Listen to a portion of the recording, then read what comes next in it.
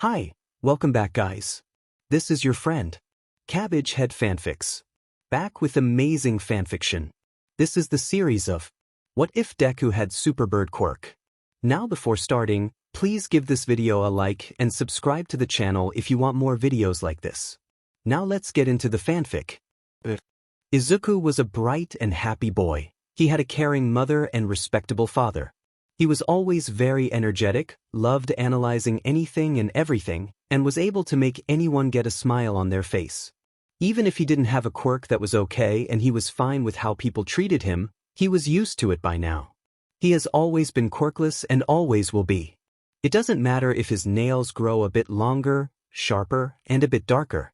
That was fine because his mom always made sure to cut them regularly. What if he accidentally hurt someone with them? Then Izuku would feel so bad about it. He's always thankful for his mother's thoughtfulness. She always makes sure he doesn't accidentally hurt himself or others. Besides the point, the longer and sharper nails aren't a quirk. The doctor even said so. Some kids would ask about the two long diagonal jagged scars on his back. Izuku understands that they're just curious like he is, and if he saw someone that had these types of scars, he would probably ask too. He always tells people the same thing though, he's had them since birth. That's what his mom and dad says. They also said it was because of some sort of accident when born that they had to fix because it would have hurt him otherwise. Izuku's parents were just so kind and always made sure he was safe, so he would appreciate it if you don't ask about them again. It makes his parents upset and he doesn't want to see them sad. They already blame themselves that he got hurt at such a young age. Some kids notice that he can be a bit clumsy at times too, but that's because he doesn't have toes. Dum. It was the same accident that happened when he was just born. His feet were deformed and they were causing him pain, so they had to take off the parts that were hurting him so much. Both of Izuku's parents stated how much he cried in pain from his feet even though he never was using them. They even said they tried to think of other ways so he could keep his toes, but they just couldn't see their baby boy in pain just from existing, so he doesn't have toes anymore. Izuku would be very happy if you don't make fun of his balance or occasional clumsiness plus the random tripping on air. To be honest, the fact you brought it up is kinda mean. Sometimes he thinks about the little bit of pain he has in his lower back. It would be right where his tailbone is, and sometimes it just aches so much. It's the same with how his head feels sometimes. He just randomly gets headaches and the doctor just says he has chronic headaches. That really sucks. Izuku doesn't understand why that happens, but it must be part of the long list of birth complications he has had all his life. Besides the occasional pain, Izuku was normal. Not to mention the weird little quirks he has, haha quirks, but really. Izuku loves fish, like really loves fish more than a normal Japanese person would. He wants it for every meal and usually always and forever as raw can get, but his mama doesn't like that, so he never really gets much fish. He also loves chicken a lot. He loves that raw too, but not as much as fish because fish is the best. Sometimes he just feels so hungry, it's almost as if he didn't eat at all. Another thing is that on occasions he just likes to make noises, like little songs or chirps and such. Izuku was told he acts a lot like a bird and he finds that kind of funny because no one in his family has a mutant-based quirk, so it's not like he can get it from there. Anyways, back on topic, Izuku had a normal quirkless childhood and he was okay with that. It didn't matter that people made fun of him, pushed him, stole his things, covered his desks in mean words and put spider lilies where he sits because all of that stuff was normal. It didn't matter because he was used to it and he also had his mom and dad. They always tried their best for him. If it wasn't for them, Izuku would probably not be here because of all his birth complications. He will always be quirkless. Until All Might. Now he has a quirk even if it hurts him so much. It's a quirk, the thing he wanted to have all of his life, and now he has one. It's really a dream come true. He's able to go to his dream school, actually makes friends, getting taught by teachers that don't hate him off the bat, and the school lets him get whatever food he wants because he is paying for it. He can have raw fish every day now, but he doesn't tell his mom and dad that because they would be upset that he does. Even if Kaken is still here making fun of him and no one seems to be doing anything. It's fine because it's so much better than before. Today they were going somewhere else on campus. It was called the USJ and 13 was there. It was so cool and everyone just looks like heroes already. They look ready to help everyone and it makes Izuku so happy. Then there was a purple portal. Then there were villains. Now he, Tsu and Mineta are at the edge of the shipwreck zone looking at their teacher fight for all of their lives without caring for his own. Sensei couldn't see it, but all three of them could, a villain trying to attack him while he was focused on the main hand guy. Izuku didn't want his teacher to be at more of a disadvantage, so Izuku did what he was best at. He moved before his head could think. Izuku jumped over as fast as he could. The villain let out this weird purple-grayish bubble to his sensei. It moved a little faster than he thought it would, but since the villain was just coming out of the water from where they were hiding, it didn't take him long to intercept it. Izuku didn't notice Tsu was stunted at what he did but stuck out her tongue to stop him. She wasn't fast enough though. He felt the bubble popped on his side and everything was suddenly spinning. It was too loud, too bright, and his body hurt so much. Izuku felt something wrap around him and he was sent flying again. Soon he felt something freezing cold and wet on his side. Then it all stopped and he was right beside Tsu, who had a concerned and worried face on, or well, as much concern and worry she could make it. "Are you okay, Karo?" Izuku was about to answer when Mineta spoke up first. "Are you as sking that? A look at him. He was suddenly a baby, now he's back but with those stings." He looked over to Mineta and saw what he was pointing at, following his finger to see him pointing at the spot behind his back. Izuku twitched a bit and felt movement behind him plus new added weight. His shoes also suddenly felt very uncomfortable. His hero costume also felt off now too, and were his shoes torn? Getting scared about what the random quirk could have done to him, he whipped his head around to look behind himself. One thing Izuku liked was the fact that he could move his neck around a little better than anyone else, so he could turn his head farther back and see. "Karo Midoriya dash. What the F is that?" Izuku quickly flapped the wings that are currently on his back and is just generally freaking out. This got both Tsu and Mineta to try to calm him down, but it seems not to be working in the slightest. The wings that are on Izuku's back are long and narrow, but they are big. They also seem to still have downy feathers on them, a really deep dark almost black-green color. He tries to turn around and holds his wings up a little bit to see them even better. What happened over here? Everything halted in Izuku's already spiraling mind. All of them slowly looked over to see the hand villain, Shigaraki, his mind supplemented, who was quietly stalking closer.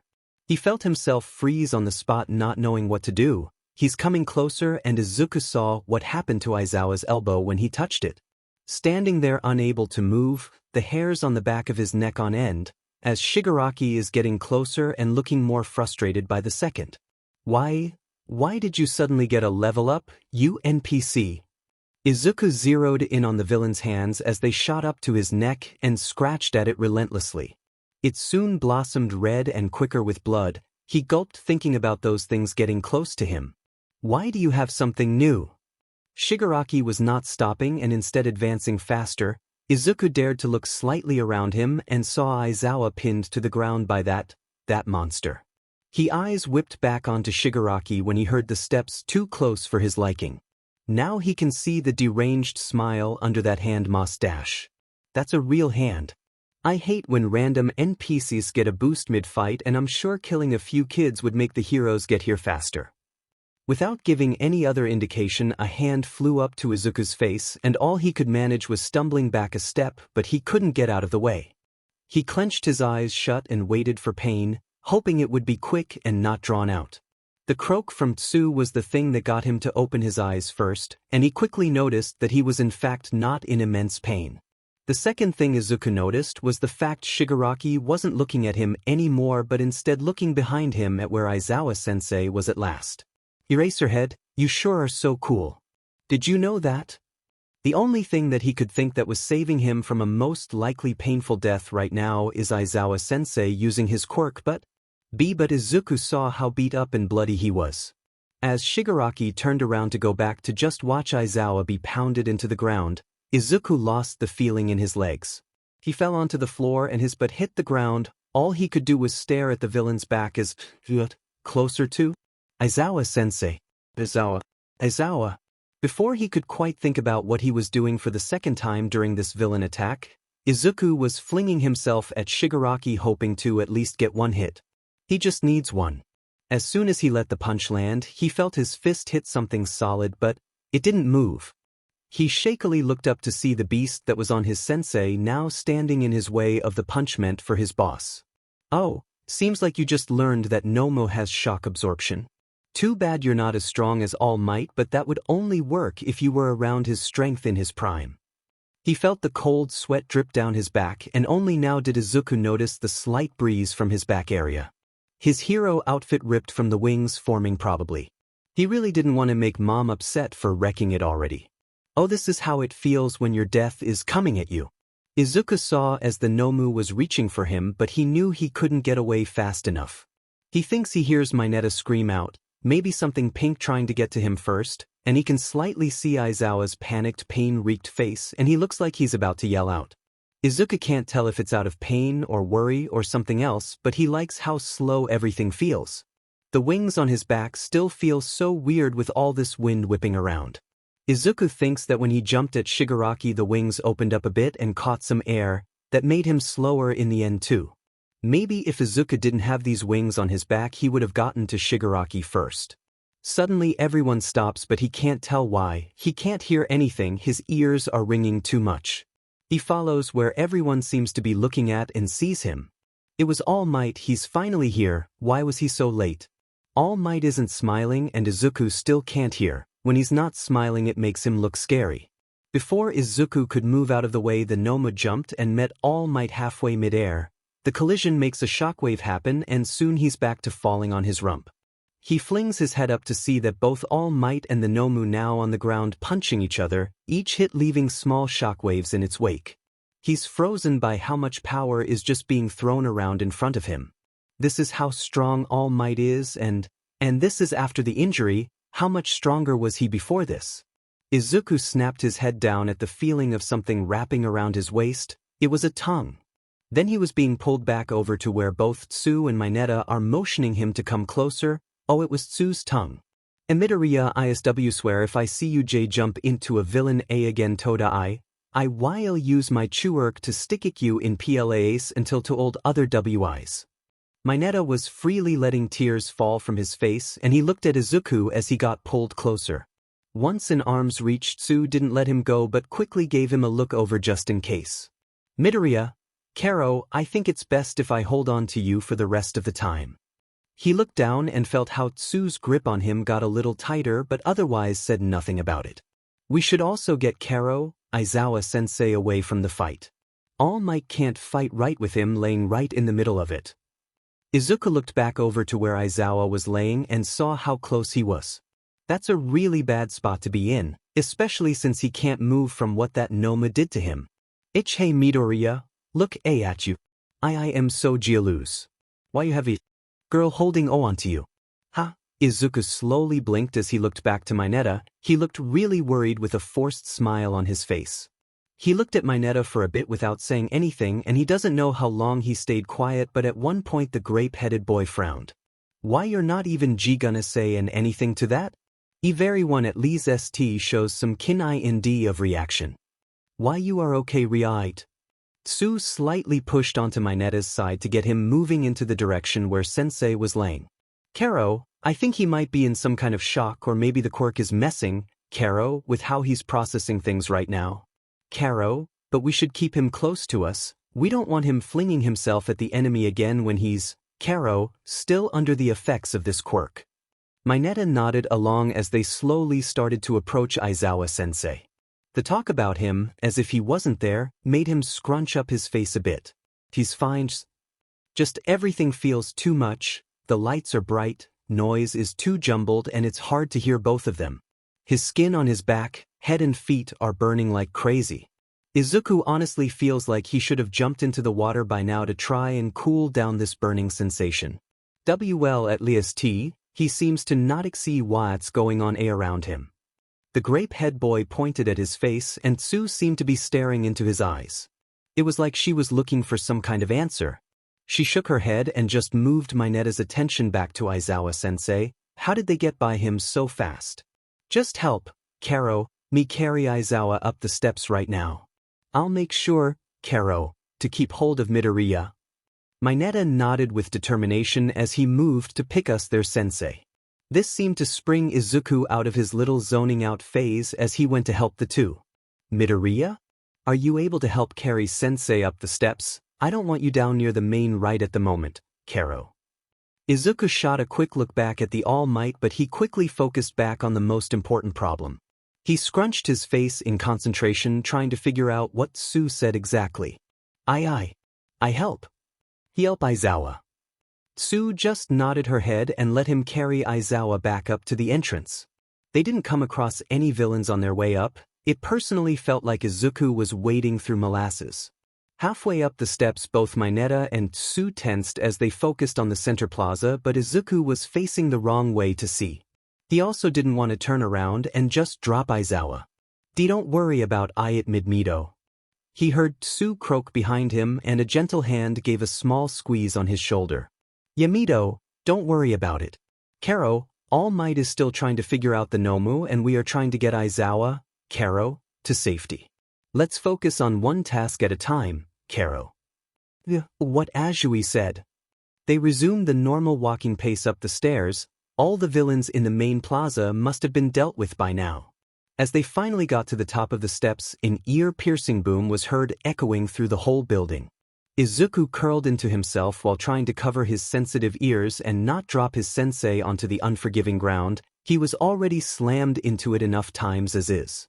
Before he could lose all his grip, Izuku felt another pair of hands hold onto Aizawa. Don't worry, Mido, Karo. I can help now, since that all the villains seem not to care about us. With that, they were able to make it all the way to where 13 was placed and some of their classmates sat. They quickly bombarded them with too loud, it hurts, questions, and Izuku couldn't hold onto Aizawa anymore. He covered his ears and felt the wings on his back curl around him protectively. It felt very fluffy and comfortable. No one was yelling anymore, but he didn't want to get out of the nice, safe place he created. He crouched down until he was able to fully fold in on himself, hiding as much of his body as he could. After finally being somewhere his body thought was safe, Izuku slowly began to relax and try to get a hold of his senses. It was very calming and felt like he was in his own little world wrapped up in their wings. A bit shocking that he could feel so safe with this weird quirk still affecting him, but Izuku isn't picky. He's safe, no one is trying to touch him. He thinks he can hear others nearby, but they sound familiar enough that he doesn't need to be nervous about them.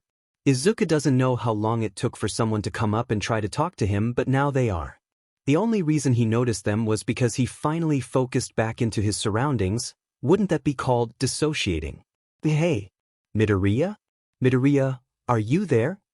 He takes some deep breaths, then pokes his head out from behind the feathers.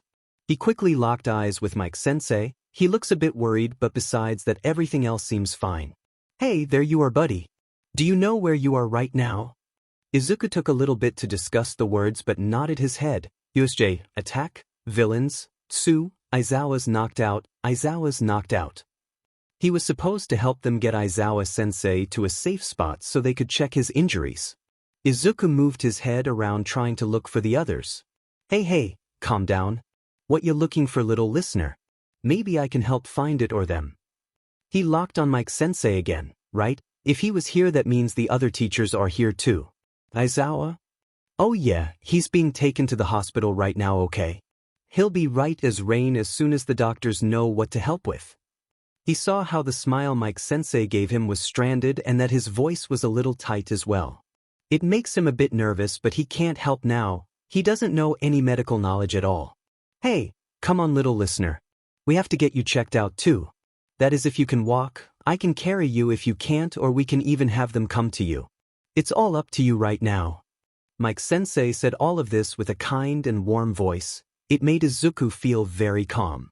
He just decided to soak up the warm and safe feeling for a little while longer. He never really got much of it, but that was okay. I'm pretty sure I can walk, Mike Sensei. He slowly got up and held out his arms, trying to get balance when everything seemed to spin for a second.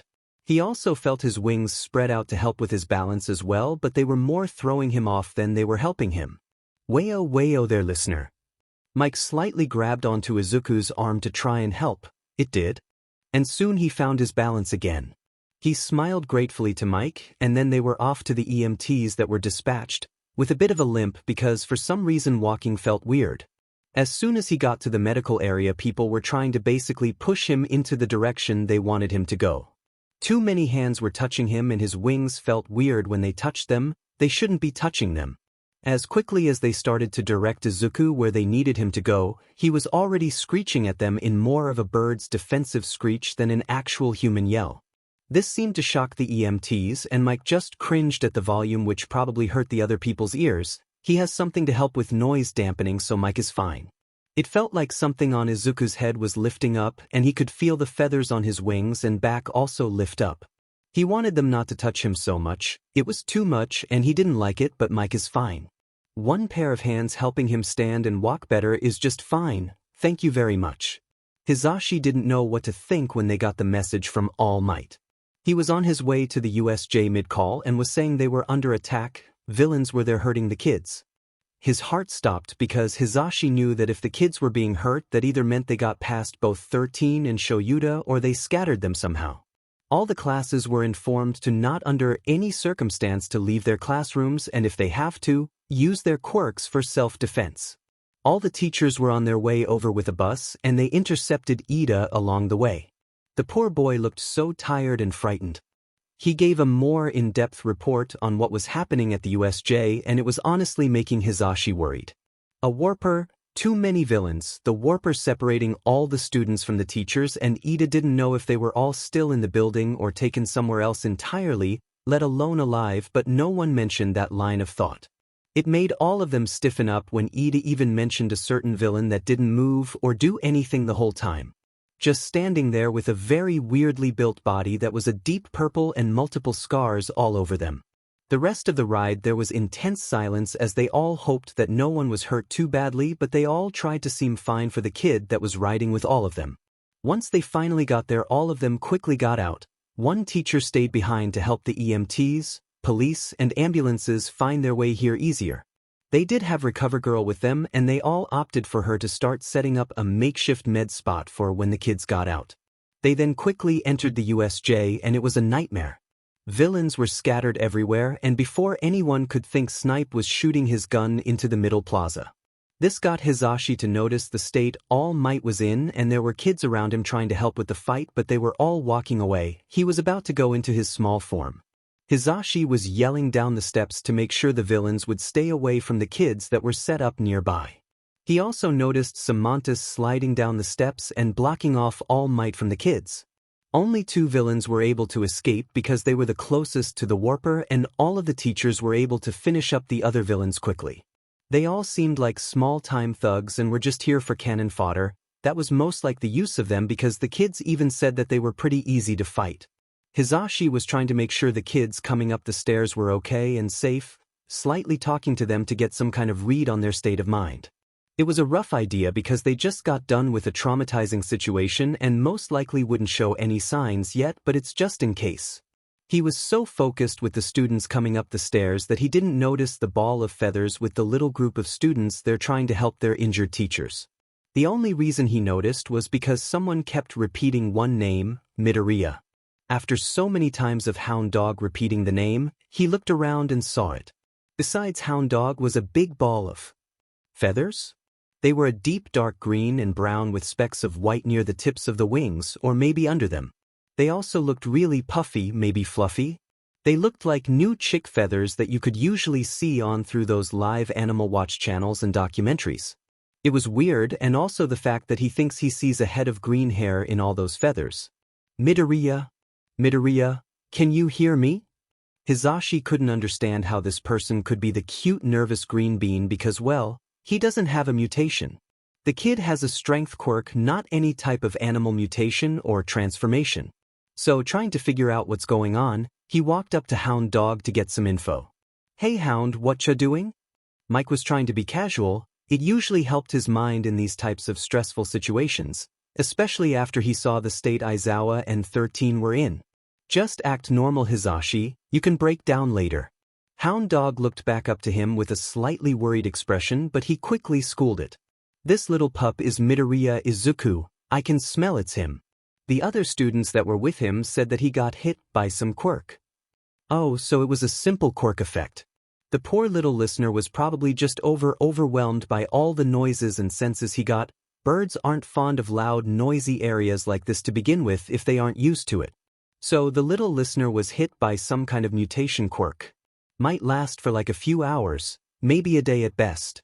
Like a few days at worst, nothing too bad, but does he have any injuries? He was always breaking his bones with all the strength he's got. He lets his normal chill but happy President Mike's smile drop down on his face. The kid was fine, and Hound Dog must just be worried about the kid's mental state right now. Hound Dog would be rushing over to the medics if he was hurt badly or something else bad. The thought was proven wrong from when he noticed how tense Hound Dog was. How he was holding himself by Midoriya, like he was ready to jump away at any moment like the kid would attack him. That's not right. He's so tense and on guard around a kid? A kid that was in the hero course and also probably only hit with a mutation quirk. No. He was hit with something else. This made every thought in Hizashi's head freeze.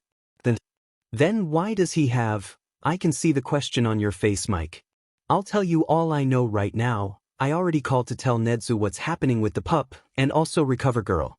They will probably need a quirk specialist and find which villain used their quirk on him. Hizashi blinked a couple of times, but after letting his mind catch up with the info that was given to him, he nodded for Hound Dog to continue. The students with him, Mineta and Azui. They both state that Midoriya turned into a baby after getting hit with a quirk that was aimed at Aizawa while he was mid-fight with a villain. Azui said she thinks he's named Shigaraki, who had a deadly disintegration quirk.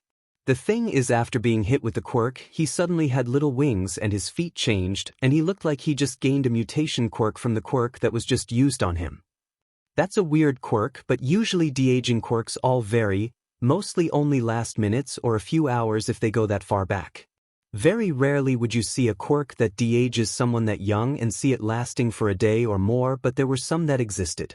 So, if Midoriya was affected by a de-aging quirk, what's with the wings and... Hizashi then saw the very sharp talon-type feet poking out of the feathers. And the other bird features on him? Shouldn't they have, like, gone away by now? Hound nodded but turned his attention back to the kid. Yes, that's what I thought, but they said that they stayed and that even Midoriya was confused by it. They move all on their own, and Azui even mentioned that Izuku looked more comfortable with them on, but he seemed to be bothered by all the noise. Hizashi nodded along to all the information that was given to him. He knew quirks well enough. He was very good at taking them apart and learning how to use them, so he can maybe help a little bit before the specialist gets here. It can hurry up the process, and that's probably why Nedzu and Recover Girl were trying to get others to help.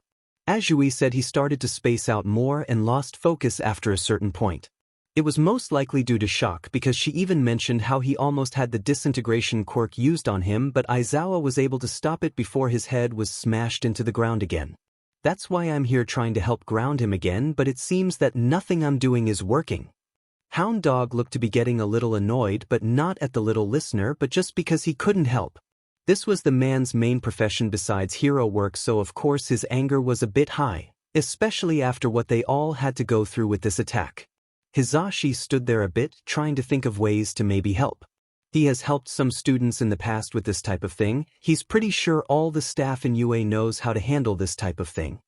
But most likely not all might. Can I help? I've had the little listener in my class, and he seemed to like me a little bit more than the others he already had. I mean, he loves all his teachers, but he seemed more excited with me, if that makes sense. That way you can cool down a bit. Don't want you to go all growling on us now, do we? Hizashi gave a wide smile, but he knew that Hound Dog knew it was all for show. This man could read people well enough to know when they are feeling an emotion, but at least he doesn't call Hizashi out for it. Hound huffed but got up from his spot. Yeah, that's probably for the best. I don't want to accidentally scare the little pup and just have him further into that mindset. I'll see how the other kids are, then see if the others need help with the villains.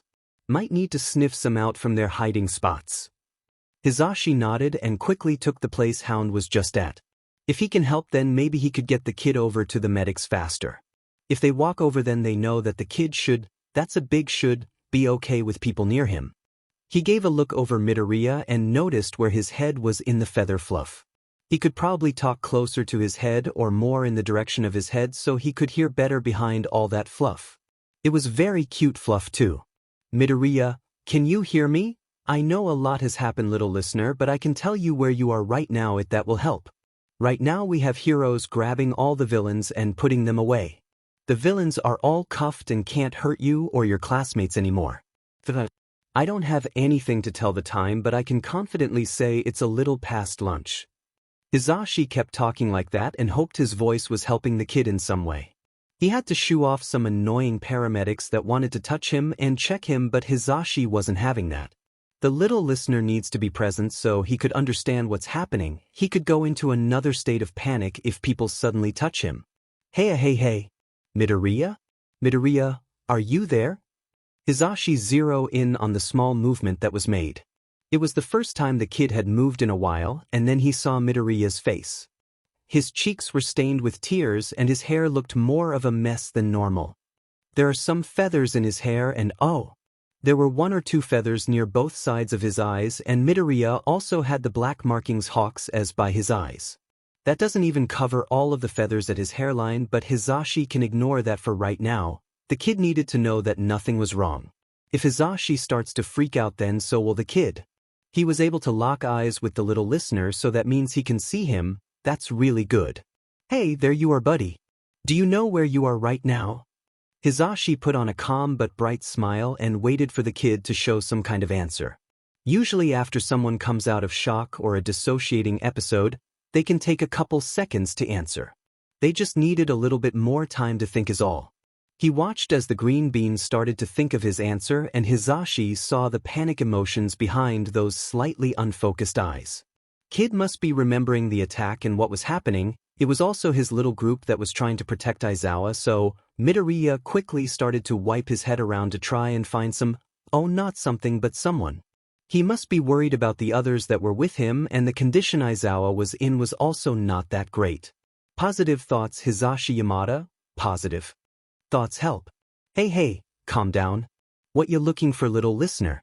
Maybe I can help find it or them. He needs to try and get the kid to calm down and get to know if he was looking for the next fight or the injured would help with that. Hizashi locked eyes with him again, and he could see some panic drain from those deep forest green eyes. Aizawa? Okay, so Hizashi was right about trying to find Aizawa. He was the most injured, and the little listener probably knew that too. At least he seemed to calm down a little more while looking at him. Oh yeah, he's being taken to the hospital right now, okay? He'll be right as rain as soon as the doctors know what to help with. He tried to sound happy and calm, trying to sound okay and that everything was fine, but Hizashi could see it. Midoriya had a calculating look in his eyes, and it seemed like he was dissecting him. Hizashi knew he was found out when he saw that little tension that went away come back. He must have not had that much of a convincing calm voice for that kid. He needs to get the kid's attention somewhere else. He could try to put whatever injury the kid might have to light. That might distract him enough, and then they could help with this weird quirk he was hit with. Hey, come on, little listener. We have to get you checked out too. That is, if you can walk, I can carry you. If you can't, or we can even have them come to you. It's all up to you right now. Hizashi just needed to get his focus somewhere else and his injuries treated. He just needed to get him to a spot that has better people qualified to help with the type of quirk he was hit with, then it should help a bit more. He tried his best to sound calm but excited and happy, calm but excited, happy and kind. That was what President Mike was like 24/7. Some found him annoying, but it always seemed to work wonderfully with kids. Having someone happy and carefree always just calmed a kid down a little better sometimes. He watched as the kid sat there for a bit. He was probably thinking again. For all Hizashi knows, the kid could have a sprain somewhere that he doesn't know about. I'm pretty sure I can walk, Mike Sensei.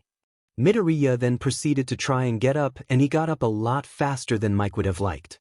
He was then proven right with the thought that the little listener could walk well right now by how he held his arms out for balance.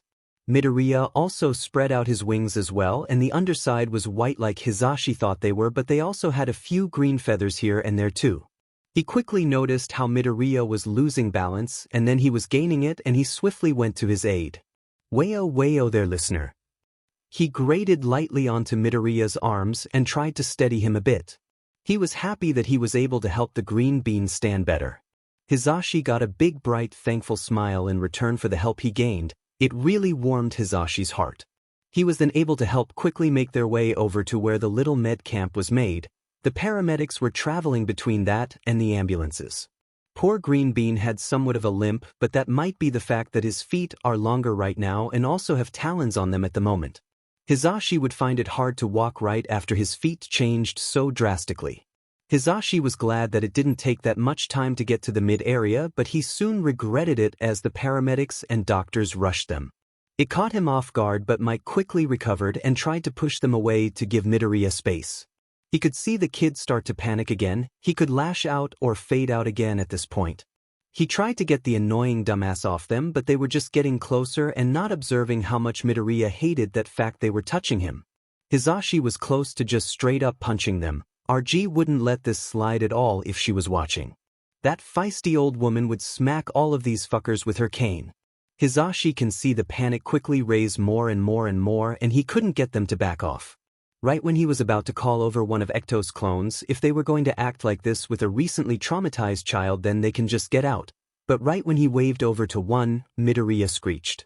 It was muffled, but Hisashi could tell he was screeching a bird screech. It wasn't human yelling at all, and it sounded desperate and defensive, and it hurt Hisashi's heart. It at least got all the EMTs off them, as then all covered their ears. That's what they get. He was glad he had ear protection on because of his quirk, but it wouldn't matter that much anyway with how bad his hearing is. This loud screech also seemed to alert a bunch of people and different teachers. The EMTs backed off, but now more people were coming over, and Hisashi knows for a fact that would not go well with the kid right now. He looked back to the kid and saw the feathers that unfluffed themselves from before standing back up on edge. Hisashi also clearly could see how the kid's hair was also taller and a bit more puffier. He could see the feathers in his hair mix with his normal hair standing up in defense. The kid was on the defensive again, but this time it seemed like the kid would attack with how he was trying to make himself look bigger. Hisashi was still able to hold onto the kid's arm just to keep him steady, but anytime someone came too close he would hiss at them. It was a bit of a shock to see the usually sweet, kind, and shy kid just be openly threatening and violent to anyone nearby. Don't get Hisashi wrong, he believes the little listener is in the right to be upset about people all up in his personal space after this attack, but now how can he get Midoriya checked out?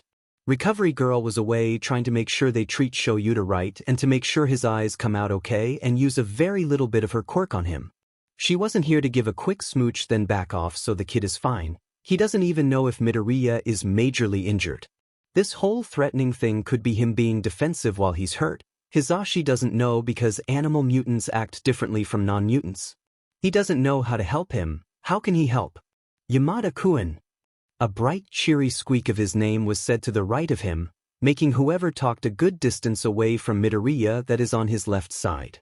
The kid shouldn't get too defensive with him in the way of the person. He looked over and saw Nezu coming over, albeit at a slow and cautious pace, but coming over still. Hello. Do you need any help over here? Hisashi can see how the back of Nezu's fur is slightly standing on end, but he wasn't going to point that out right now. He needed help. Right before he was about to speak, Hisashi felt a tight grip on his arm, pin needle nails, talons at the moment, going through his leather jacket and through into his skin. He grunted in a little bit of pain, but other than then that didn't show any emotion to that. Whyas? I would love some help with the little listener. He seems to be gripping on my arm rather hard right now. His voice was a bit stranded because the nails, talons, were slowly sinking further in. Here Hisashi thought he would get through this without injuries. Diamin. Nezu peered around him a little and had a quick hiss thrown his way. He just quickly put Hisashi in front of him so that he was out of Midoriya's line of sight. The giant white rat cleared his throat before speaking up for everyone around them to hear him better. Well, it would seem to me that Midoriya has been affected by some quirk that has not just given him some type of bird of prey mutation but also the instincts with it. Usually animal mutation individuals have to go through some kind of training and/or counseling to help suppress those instances or to just control them better. Since Midoriya has just seemed to get them and also is most likely hurt, he is acting out so that he can stay safe. You were helping him, so you are not put into the danger category, but all of the other paramedics and doctors should have noticed this and backed off by now. Nedzu said the last part especially loud so that all of them could hear the disappointment in his voice, but it seemed like Nedzu wasn't done talking and cut off someone that was about to speak. Someone should have called me over or another teacher to help to proceed, because a lot of teachers here have dealt with this before. You all should have known, but if you didn't, asking staff would have been your go-to. Not try to crowd him more and put him more into those instances that he just got. Since he is a bird prey right now, it would be best if we got someone that is also a bird of prey. They would be the best bet to calm him down at the moment. I can't, because I would be seen as prey. Hound dogs would go in between prey and predator, and that is all the mutations on staff. Nedzu says all this calmly and loud enough for everyone to hear. Midoriya also seemed to be quietened down because of everyone stopping their advances to them. Nedzu clapped his paws together twice. This got the little green bean to snap his head over in his direction. I'm going to call Hawks because he is a hero with a bird of prey mutation and would be the best bet to calm down my student at this moment. I personally don't know any other hero or person that is trained to calm down a bird of prey mutated person, because these mutations are rare. I would appreciate it if all of the medical personnel to leave, President Mike and the student alone, until Hawks gets here and finds a way to calm him down. After the student is calmed down, you all will listen to what Hawks says and follow his instructions, to tend to him, or he will tend to the student himself if they are not greatly injured. I will then have Hawks deliver them to the hospital where the two other heroes, and this student's teachers, have gone. Hisashi was always so impressed by how Nedzu could just control a crowd like this. Hisashi could as well, just not this well. He saw how Nedzu's smile quickly turned a little sinister and shaper as he continued. If I hear or see of someone disobeying my rule to treat one of the students of UA, then I hope that individual has a good legal team. I would hate to make an amazing hospital lose one of their special hero urgent demand doctor or paramedic. That would just be awful, wouldn't you all agree? All of the medical personnel nodded rapidly while backing away from him and Midoriya. Finally having room to breathe, Hisashi let out a low sigh. These people really shouldn't have gotten of Nedzu's bad side. He might not be human, but he hates when others treat his students with disrespect or indecency. Nedzu shot him a quick but what seemed to be an apologetic smile as he slipped his phone out of his pocket, already calling the number 3 hero to come down when he could. Hisashi knows for a fact the winged man was probably going to take a little bit, getting the call, learning about the information, finishing up his shift, or coming right away, having to call his agency so they know what is going on. So many things that poor number 3 will have to do just to come here and help Midoriya, but he can wait. Hisashi can wait hours if it means that his student will eventually calm down enough to get treated and put into the hero ward where he will be safe and hopefully with competent doctors and nurses. If there isn't any, then Hisashi will sue them himself, because this is just ridiculous. He's pulled out of his thoughts as he feels the grip on his arm slightly loosen, but that also leads to the nail digging into his arm to undig themselves a bit. Hisashi could feel some more blood trickle down his arm in his jacket, but that's okay. The little listener needs help right now, and he knows for a fact that Midoriya's not doing this on purpose. The poor kid probably doesn't even notice the new talon-like feet and fingers he's sporting at the moment. It's a very big statement he's deceased for today, showing off his talons and using them like no one business. It hurts and humor is not helping. At least Midoriya seems to be slightly depuffing himself. That's good, that's good. After what felt like ages, Hisashi was able to see a red dot in the sky get closer and closer. Soon that red dot turns into Hawks, then Hawks landing dramatically on the ground. He's a little bit away, but the wind from his landing lightly whips over to them still. This seemed to put Midoriya back on edge a little, and now the nails are going back deeper into his arm. It hurts, it really does, but he can't do anything. He's stuck until Hawks can get the poor kid off his arm. Heya. Sorry I got here a little slow. I was in the middle of getting a small group of muggers down an alleyway. Took a bit longer than I thought it would. God, is Hisashi glad Hawks is here? He should know at least something that will help with the kid's grip at the moment. Hopefully. Hawks got a call from the principal of the best hero school in all of Japan, UA High School. The best place to quickly ascend to the top of the ranks if you're somehow able to make it all the way through the school. Sad thing is, it's only true if you were ever in one specific class, with one specific teacher. Class 1A with Aizawa Shoyuda aka Eraserhead. He was one of the hardest people to impress and to convince you belong. He could tell when someone was really suited for this line of work or not. Let's not skip over the fact that the person he got the call from, Principal Nedzu aka the educational hero, Nizu, pronounced the same way as his normal name. Nizu called him in the middle of something and was told some very interesting information. In UA at their USJ, they were attacked and were calling for his help. Now some would think they are calling for backup, but Hawks wasn't dumb enough to think that. UA has an all-hero staff. Hell, even the janitors are old retired pros that just like cleaning for fun. So, he wasn't called for backup, and if he really was, then it was the biggest attack in the history for any hero school. No, what he was called for was something a little different. Hawks personally never had a call like this ever. He needed to get down to UA as fast as he can to help with a student that has their instincts going haywire.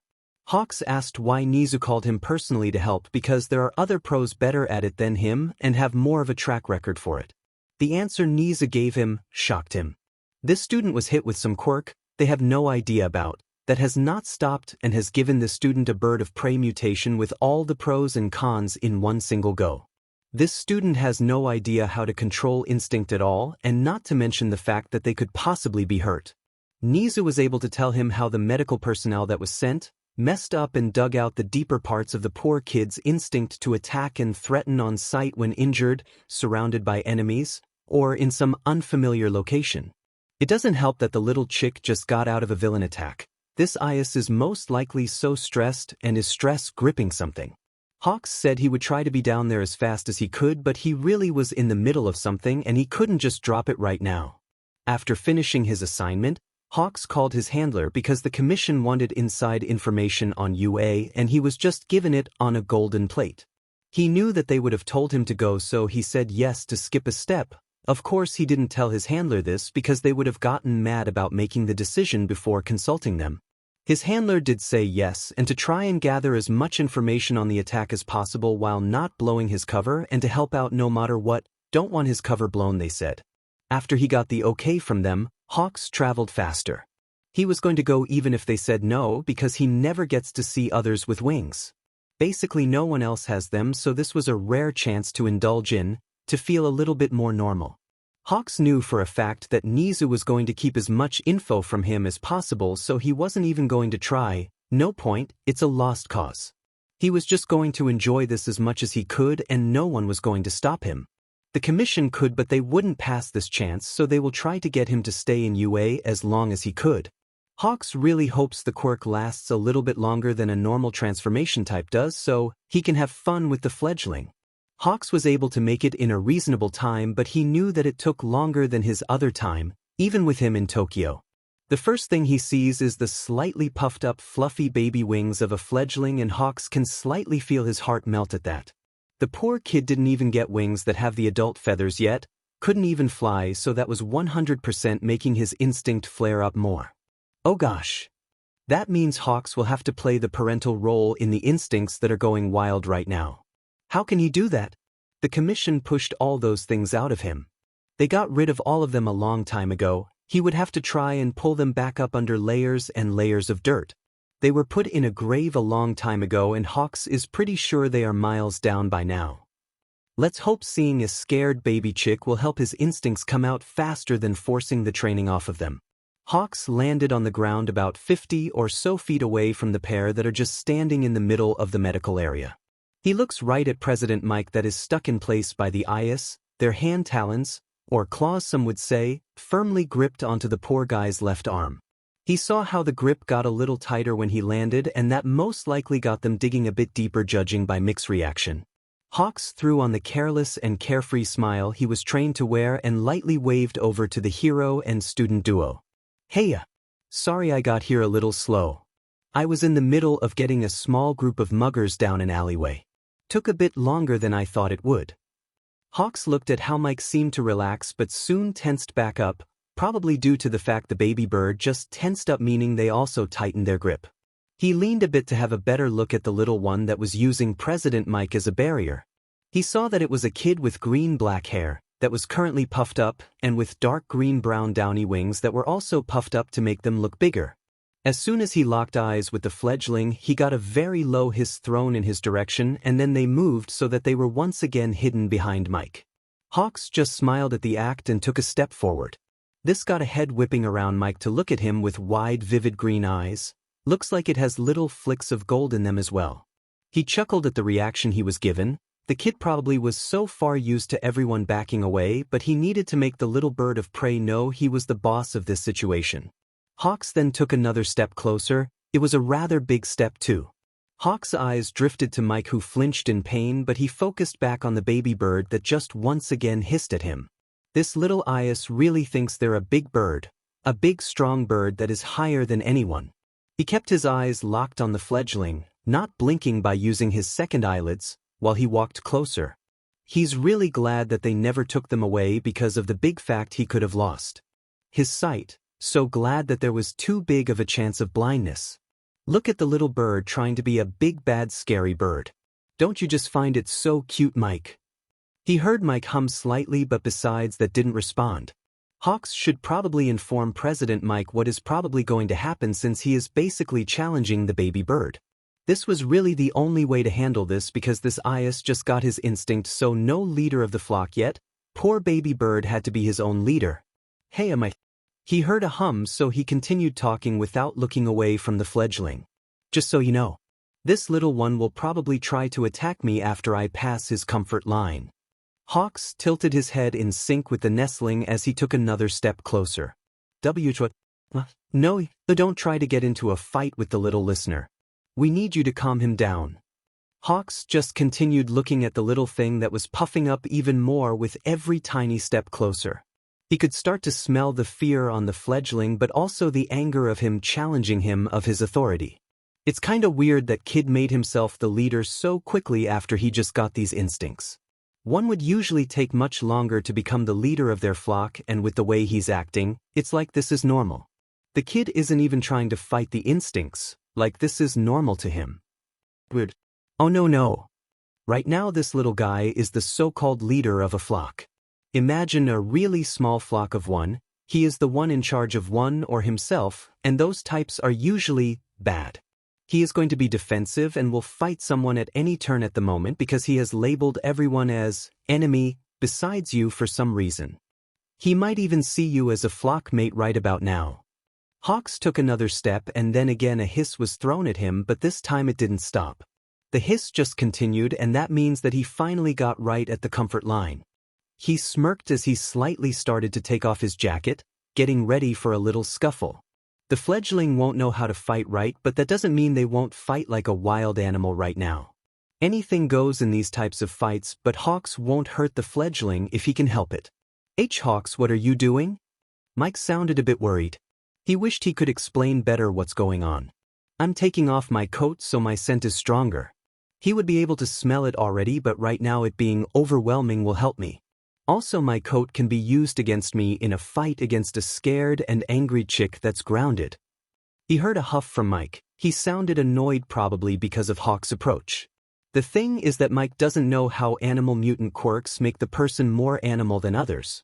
Hawks is just abiding by how the chick is going to 100% attack him after his next step. He squared his shoulders and slightly tensed his muscles, leaving his wings slightly open so he can use them at the drop of a hat. He still doesn't know this one's quirk. As soon as I take my next step, you need to get away as fast as you can. He will let go of your arms so he can attack me better. I can already see him rearing up to go. He needed to look calm but big. He needed to show that he's the one on top here, not this little fledgling. Do you really need to do this? Hawks gave a little chuckle as he thought about taking off his shoes. He doesn't want to get that in trouble.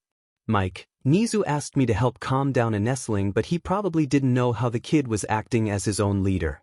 Other animals can't smell that little difference, like when they are a different one from the source. Only another bird could have been able to tell that they would need to fight this little guy. He ready himself to take another step and hopes that he won't have to use a feather on Mike to move him out of the way. Don't worry, Mike, Nizu knows what I'm about to do. You can even see him over there.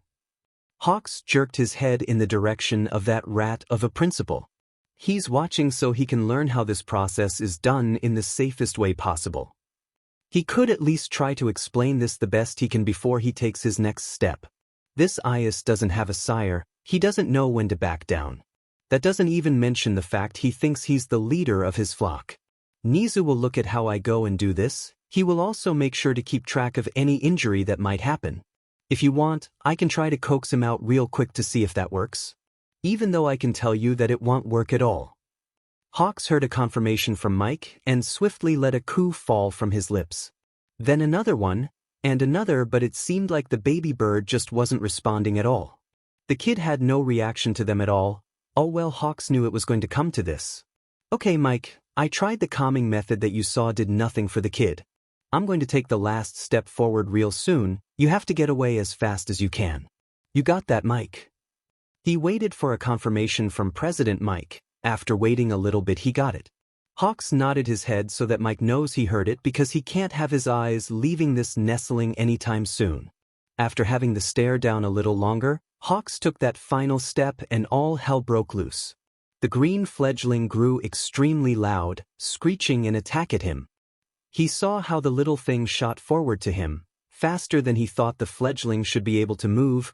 A little spark of green could be seen from his feathers. Hawks dodged out of the way and quickly checked to see that Mike did get away. He then brought up his arm and stopped the nestling from trying to claw at his face. It would have effectively shredded his face if he didn't stop it. He grabbed one of the kid's arms and flung him to his left. He saw how the Ius seemed to be natural with his moments, like this was perfectly normal and not different. Others wouldn't act like this. They wouldn't know how to move their wings like this little one to help him get just a little faster. Hawks slammed his hand into the side of the arm that was once again trying to go for his face.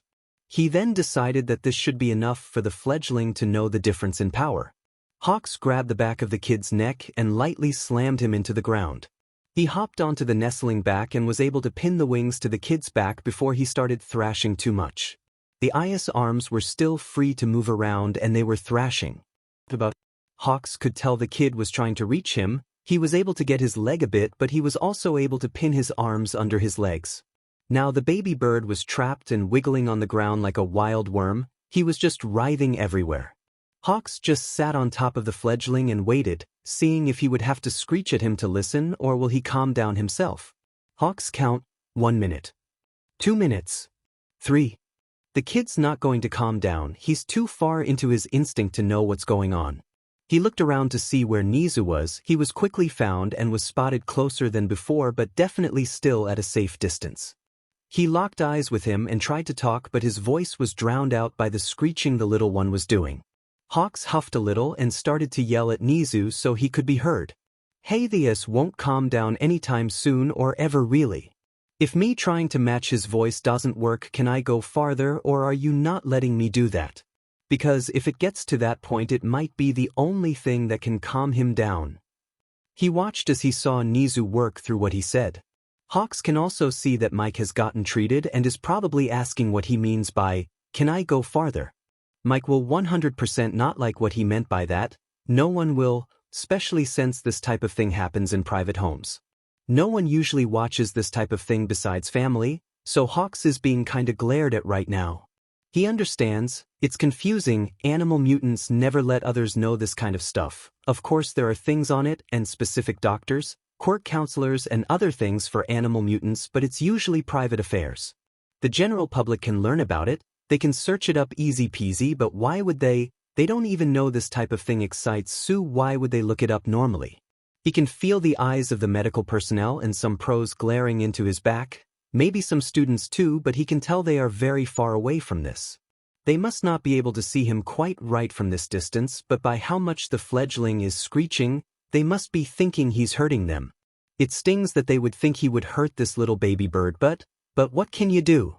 Hawks! His wandering mind snaps back to see Mike yelling at him. The voice was very clear, so he must have used his quirk. Nedzu says that you can do what you need to do. Just try not to hurt the little listener, all right.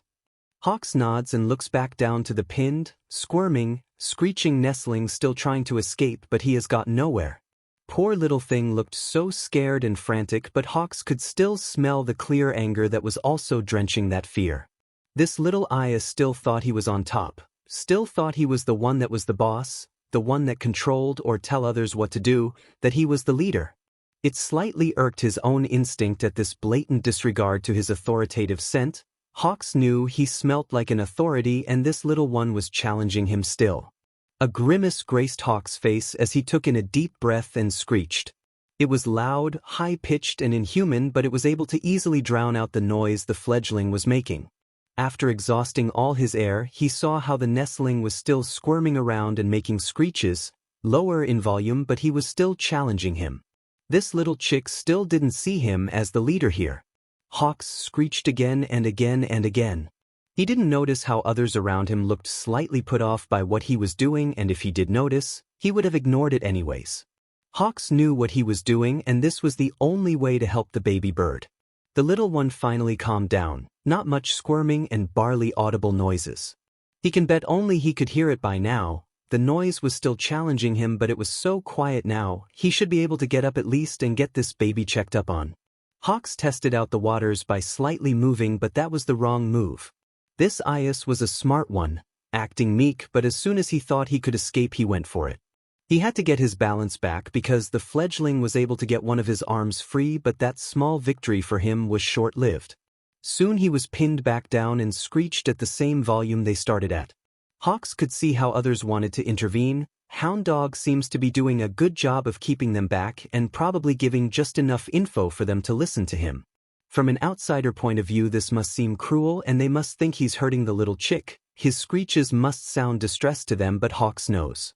He can tell it's another act of challenge again. This kid still wants to insist that Hawks is not able to overpower him even in the position they are in. It was grinding on his instincts so hard by the blatant disregard for obvious higher power, a stronger leader, but no.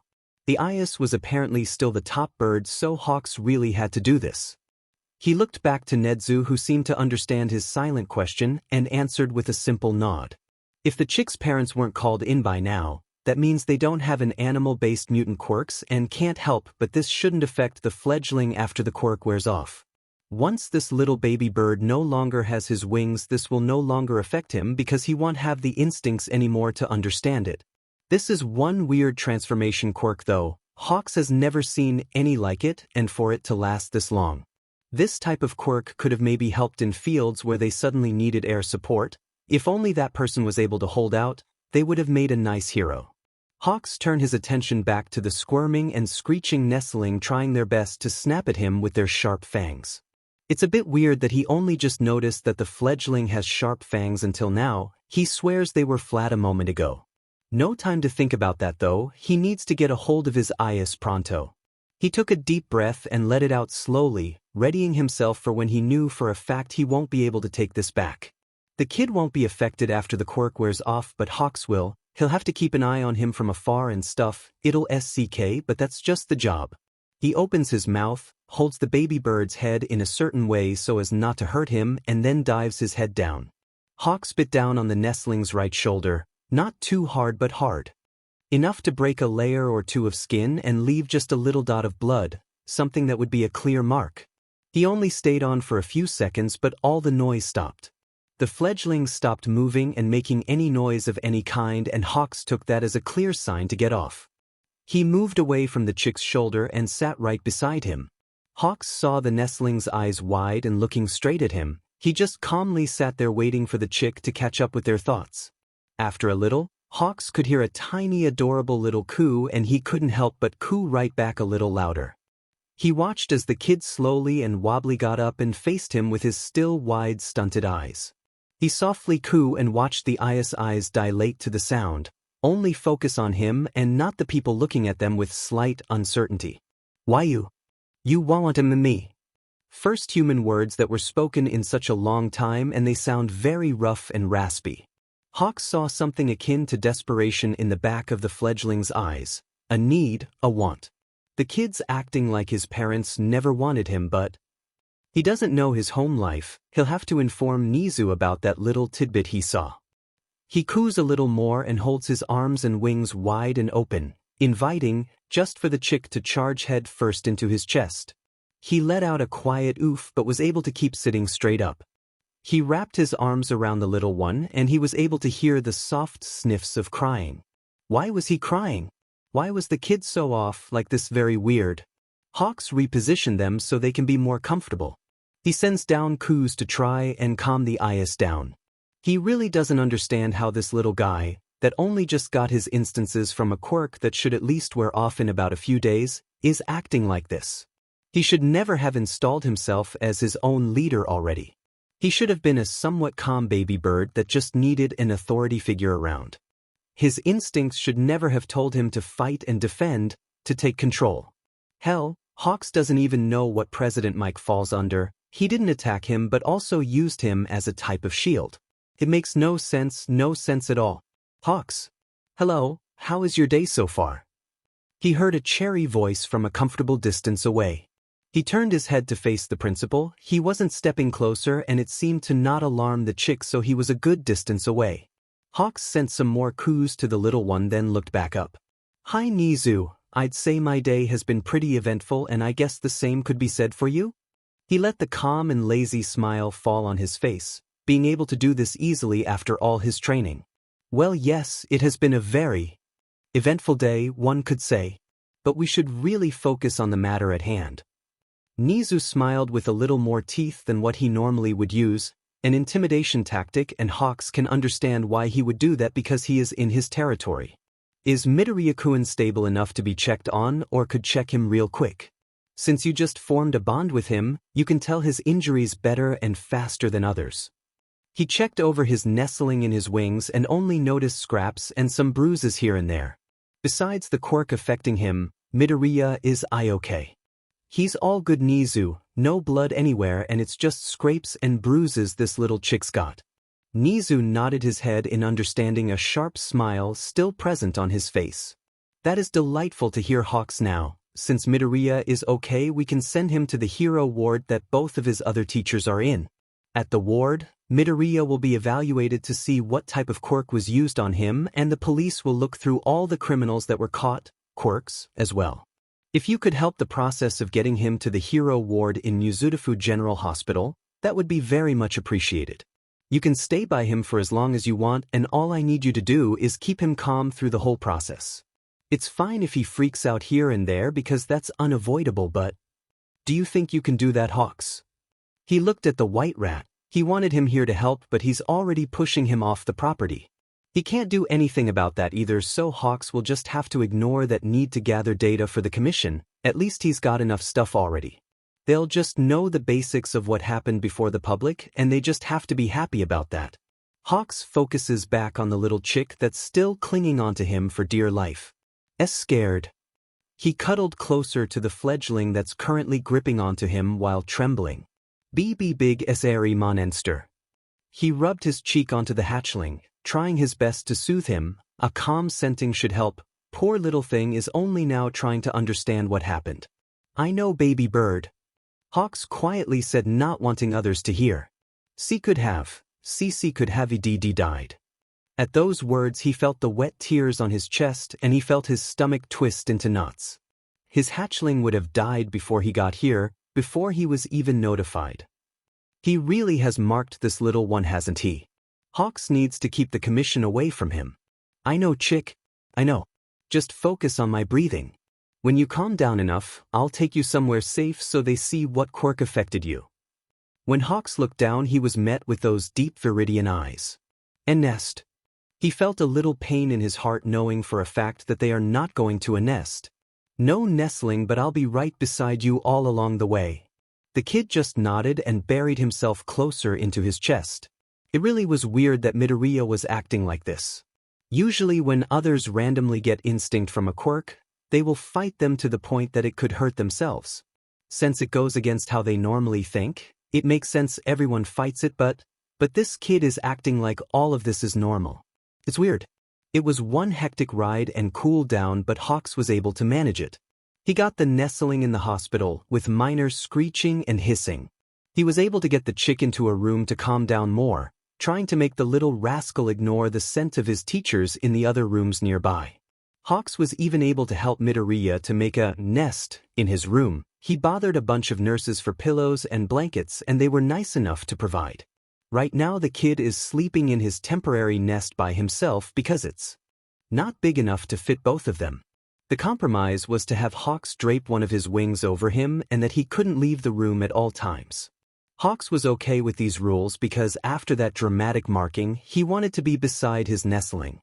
The doctors were able to work their magic even if he wanted to rip their arms off for touching him, and the police are helping narrow down what quirk was used on the kid. Nizu said that he was personally coming down with Recover Girl to explain the situation. Nizu was nice enough to inform him how she was coming over for also 13 and a little bit of Aizawa, so he could tell the chick when he woke up. Hawks was fine with all of this. He's the middleman right now and everything is fine. Dear Cammy, he has his own chick and the kid won't even feel like his after the quirk wears off. What did he get himself into? Hawks was able to hear the footwork of both a slightly large animal and someone with a cane. He needed to make sure he knew who was near his chick, getting closer to their room. He took a peek under his wing to see the fledgling was still asleep. That's good. He shoots his head over to the door as it slowly opens to reveal the white rat and the very experienced healer. Hello once again, Hawks. I honestly didn't think today would have me greeting you specifically so much. He saw how Nizu was more relaxed than before. Having him in his territory really must have put him on edge more than he thought it did. Well, Hawks was working closely with the commission and also he is, well, a hawk. He gave a lazy smile and a peace sign. Yo, and same, but right now you're supposed to tell me how long this is gonna last, so I'm prepared for it. Hawks really hopes Nizu is nice enough to tell him when his baby bird won't be his anymore, but it'll then just be a one-sided bond. Nizu's smile seemed to widen a little more and he couldn't tell if it was from excitement or something completely different.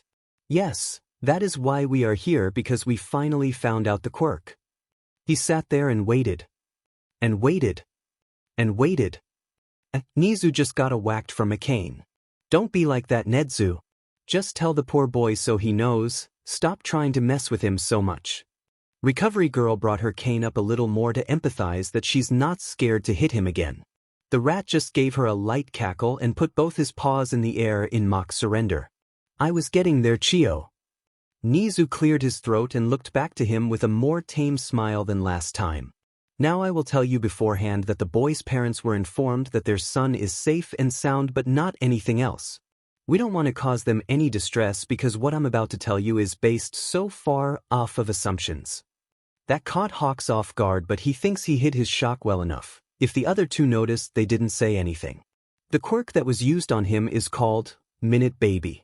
Now with a name like that, one could make a few guesses about what the quirk could do, but it's a very simple quirk in practice. The quirk lets the user turn anyone that is hit by their slow-moving bubbles into a baby. Now the affected individual will only be a baby for a minute or two, not long, but in a fight that minute or two could end up killing hundreds. So Midoriya ran to intercept this mysterious quirk that was probably supposed to be used on Eraserhead, so he's easier to handle, but he gets hit with it and turns into a baby. There are no side effects to speak of in the quirk description. They turn into a baby and turn back, that's it. Nizu lets Hawks digest the information, but it kinda just flies over his head. His Ias was hit was a de-aging quirk, but it has no side effects in description. The kid has wings, feathers, talons, his feet are half human half bird. Did the kid get hit with a second one when no one was looking or when he was in baby form? Now. Nizu spoke up in the middle of Hawk's thought process, but he can go back to the questions later. My hypothesis is that the quirk has an unknown effect on the affected individuals.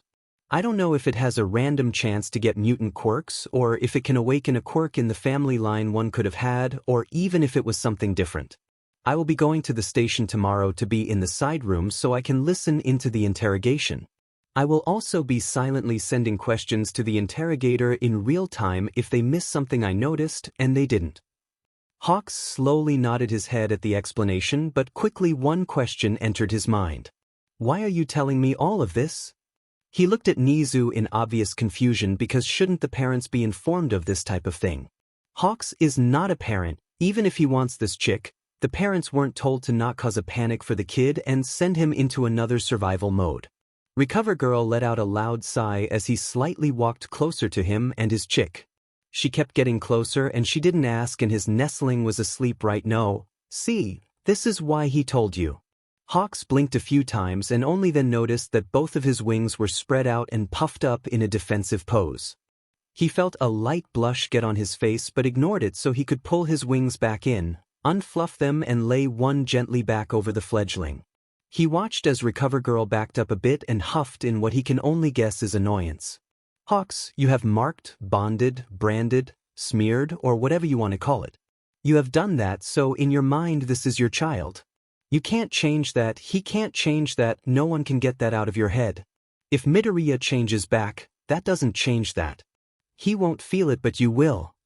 Ardi gave him a slight glare and pointed her cane at him. Me and Nedzu both know this.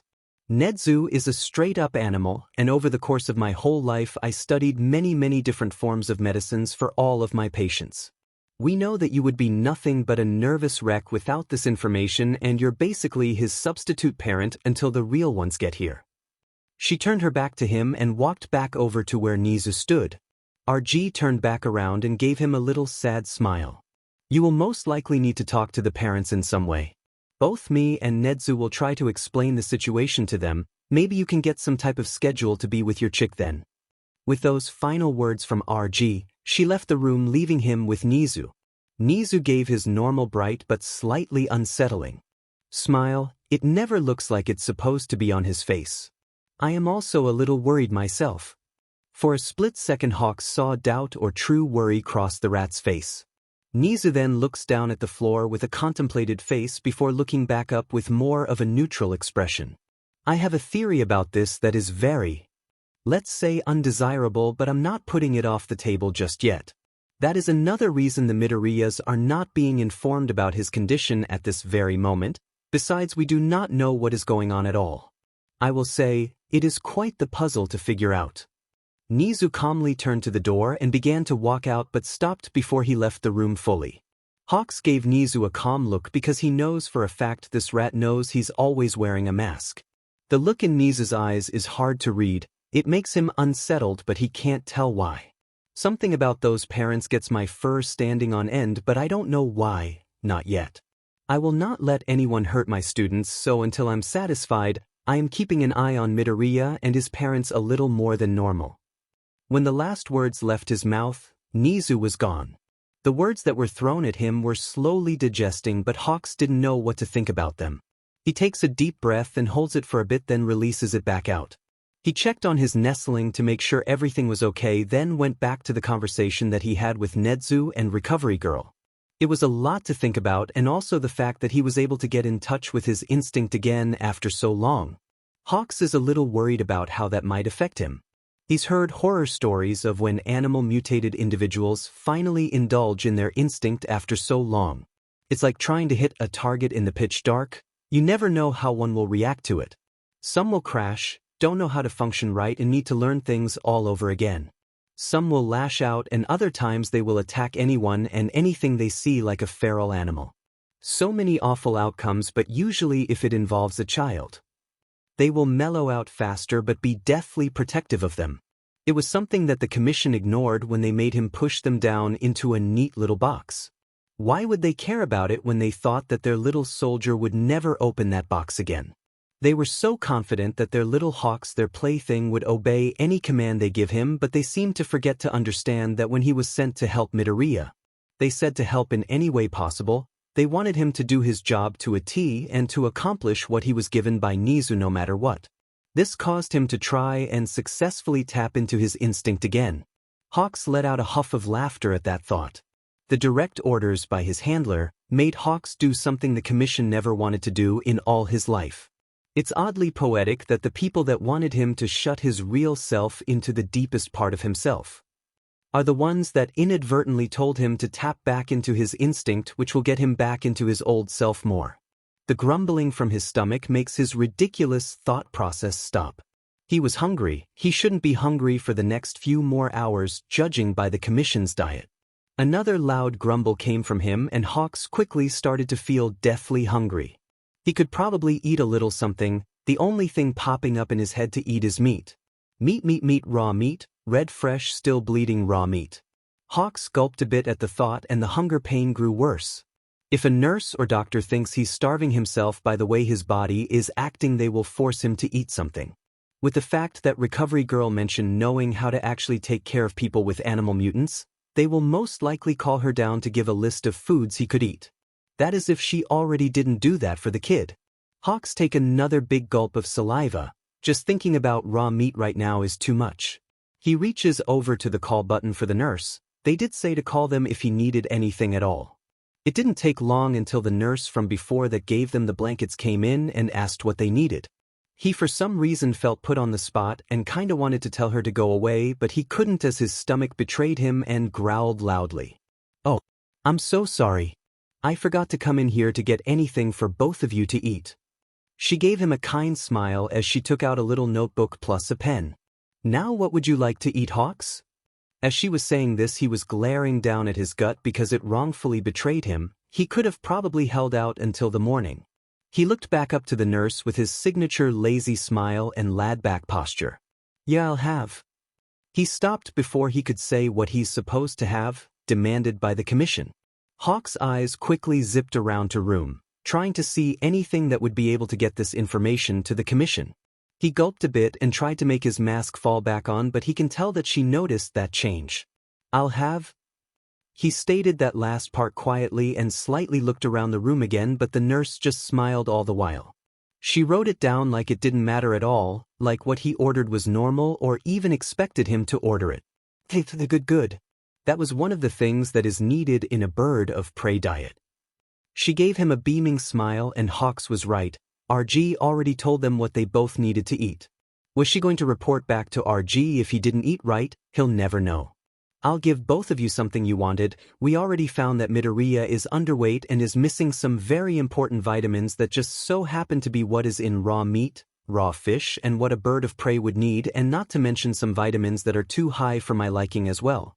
It's very interesting to see that the young boy is for some reason showing signs of what a normal bird of prey would have starved for a little, then shoved the wrong food down their throat basically. She started to talk slightly under her breath as she turned towards the door. "He needs so much more vitamin D and B2. He also will need more calcium, but maybe some fish could help with those," and his off dash. She soon left after that, and he couldn't hear the rest of what she was saying. The chick was showing signs of starvation, but specifically what it would look like normally for a bird of prey. Everything about this Ius doesn't make sense. It's like he actually has a mutant quirk of something. It just doesn't make sense though, because Hawks knows for a fact that Midoriya didn't have any bird traits before today. Just what is happening to his baby bird? Inko and Hisashi were on their way to the hospital for their son. They were both told that their son got hit by some quirk and are doing an investigation on whose quirk hit him, but they were assured that he was okay. If he was okay, then they could take him out of the hospital and in their home so they could take care of him better. Thinking about the doctors looking at their son's surgery scars always puts both of them on edge. They never wanted them to get the wrong idea and look too far back into his medical history. Their precious baby boy had something wrong with him, and they didn't want him to get hurt, so they both decided to get rid of the problem.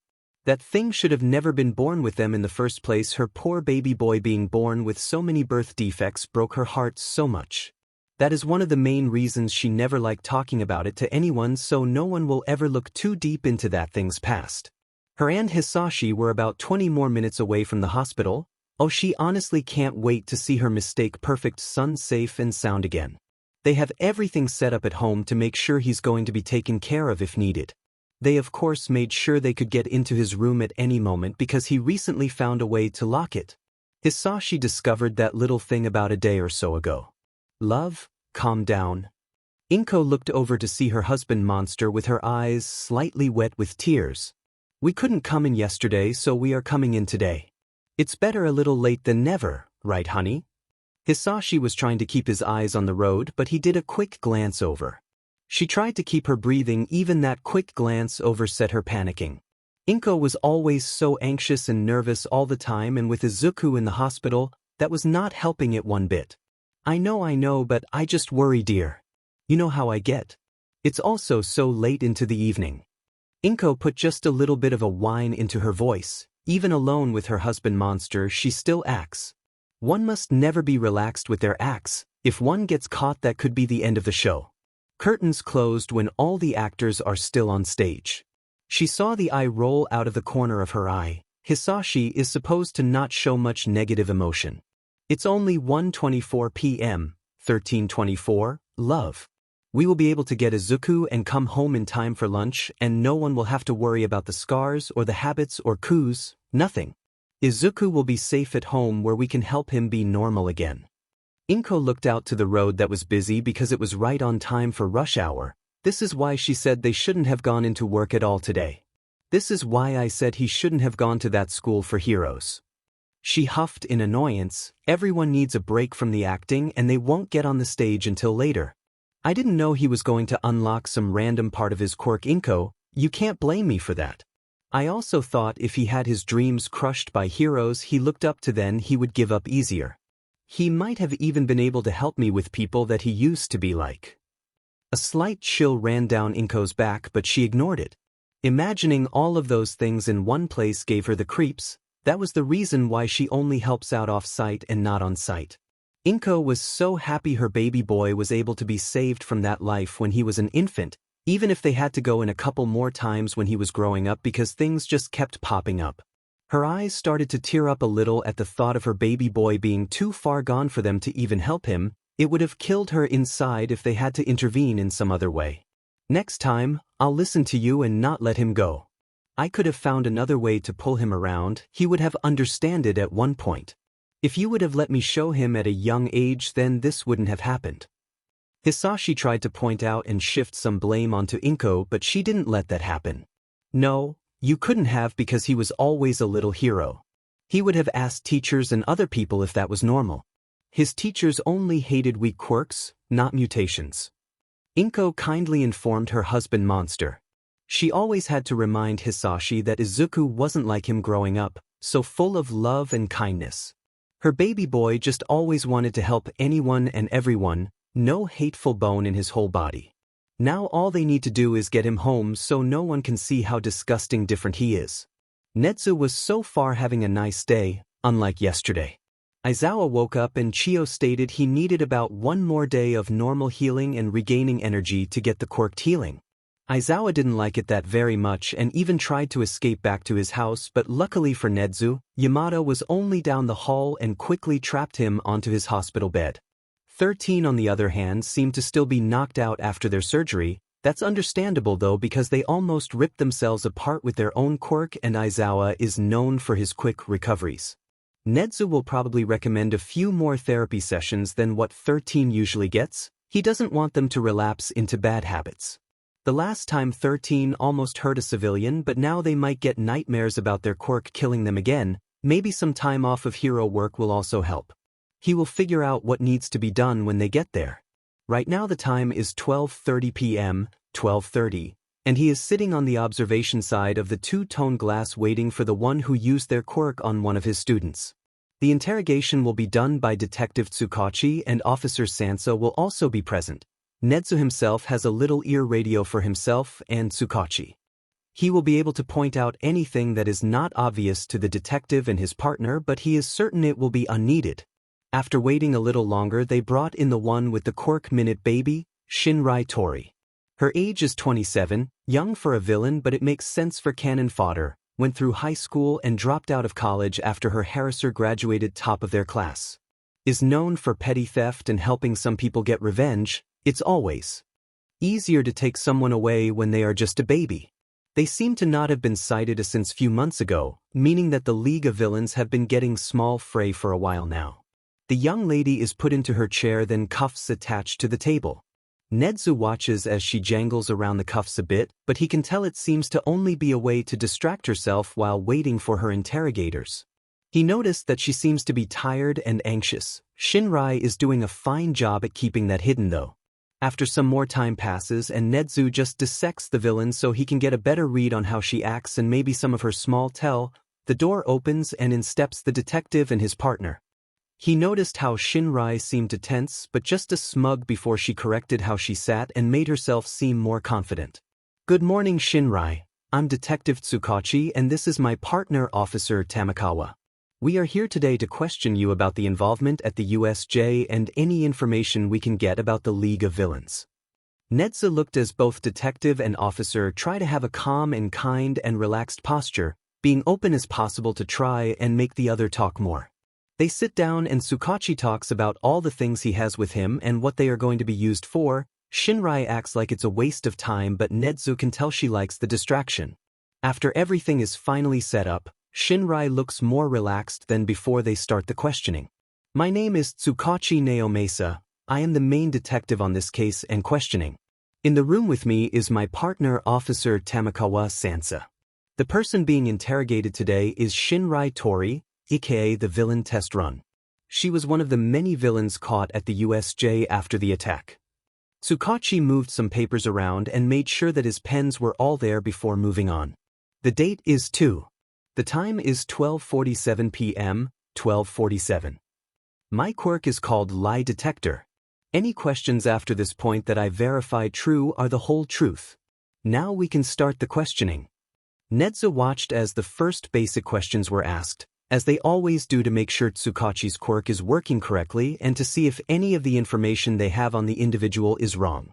After quickly getting through starter questions, it goes into the real meat of the interaction. Shinrai, when did you get into contact with the LOV? Nedzu is very glad they can have that abbreviation because saying the whole name all the time can be a bit tiring and useless. I met him one day, I don't remember which month, but I know it's been like 3 or maybe 4. What did they say to you the first time you met? They said some about killing the symbol of peace and making things better, fixing it all, so we could live easier. So you took the offer with the promise of a better life? Ye that, but also 'cause I wanted to know what in the F they were talking about. Like who in their right mind would say them sort of things? Shinrai sat a little straighter in her seat. I mean, wouldn't youns get a little curious about what them high Upati villains getting up to? I understand curiosity just fine, but that was the only thing they offered you. Nah, they also said some about getting boatloads of money and some about some odd gift we could get if we impressed or some. Okay, now I would like to ask questions about your quirk. Can you answer them to the best of your ability? A small flash of what looked to be confusion went across her face. Might could. Nedza got ready to read Shinrai the best he could to see if she's skimming over something important that wouldn't be detected as a lie. So, your quirk hit one of the students at the USJ, turning them into a baby, but some lingering effects are still present. Lingering effects? What you mean lingering effects? My quirk got none of that. So your quirk can't cause something to happen to one's body after being turned into a baby? No, my quirk turn youns into a baby for about a minute, then poofs. Ya back to being a healthy whatever you were before I hits ya. She said it with a slight grin. Nedzu was trying to think if there was an underlying meaning in it. You haven't had someone turn back to their normal age with something extra or unwanted. Shinrai looked to be contemplating something, but Nedzu was still trying to figure out what she said. It felt like he was missing something. They never come back with some extra, always healthy as can be, but sometimes folk do get unwanted things back. Nedza didn't need to signal Tsukachi to ask a question about that as he was ahead of him. What do you mean, sometimes they get unwanted things back? There seemed to be a small light in Shinrai's eyes before she spoke. Oh, that's simple. Sometimes folks don't like getting back something that lost, or maybe they got rid of themselves. Tsukachi tried not to sigh as Shinrai just danced around the question. What was it that they lost or got rid of? Nedza can clearly see the excitement in Shinrai's eyes as she started off on a story. This one time when I was helping out someone with some I had to use my quirk on this guy that lost his leg. That Sumafabich had a whole prosthetic and everything. When he came to poof, his leg came back with him. The prosthetic fell to the ground when he changed into a baby. All I could really say to at the time was, well, my quirk really does put youns back to being completely healthy. Tsukachi wrote that down and made a note for a quirk registry update. So, let me get this straight.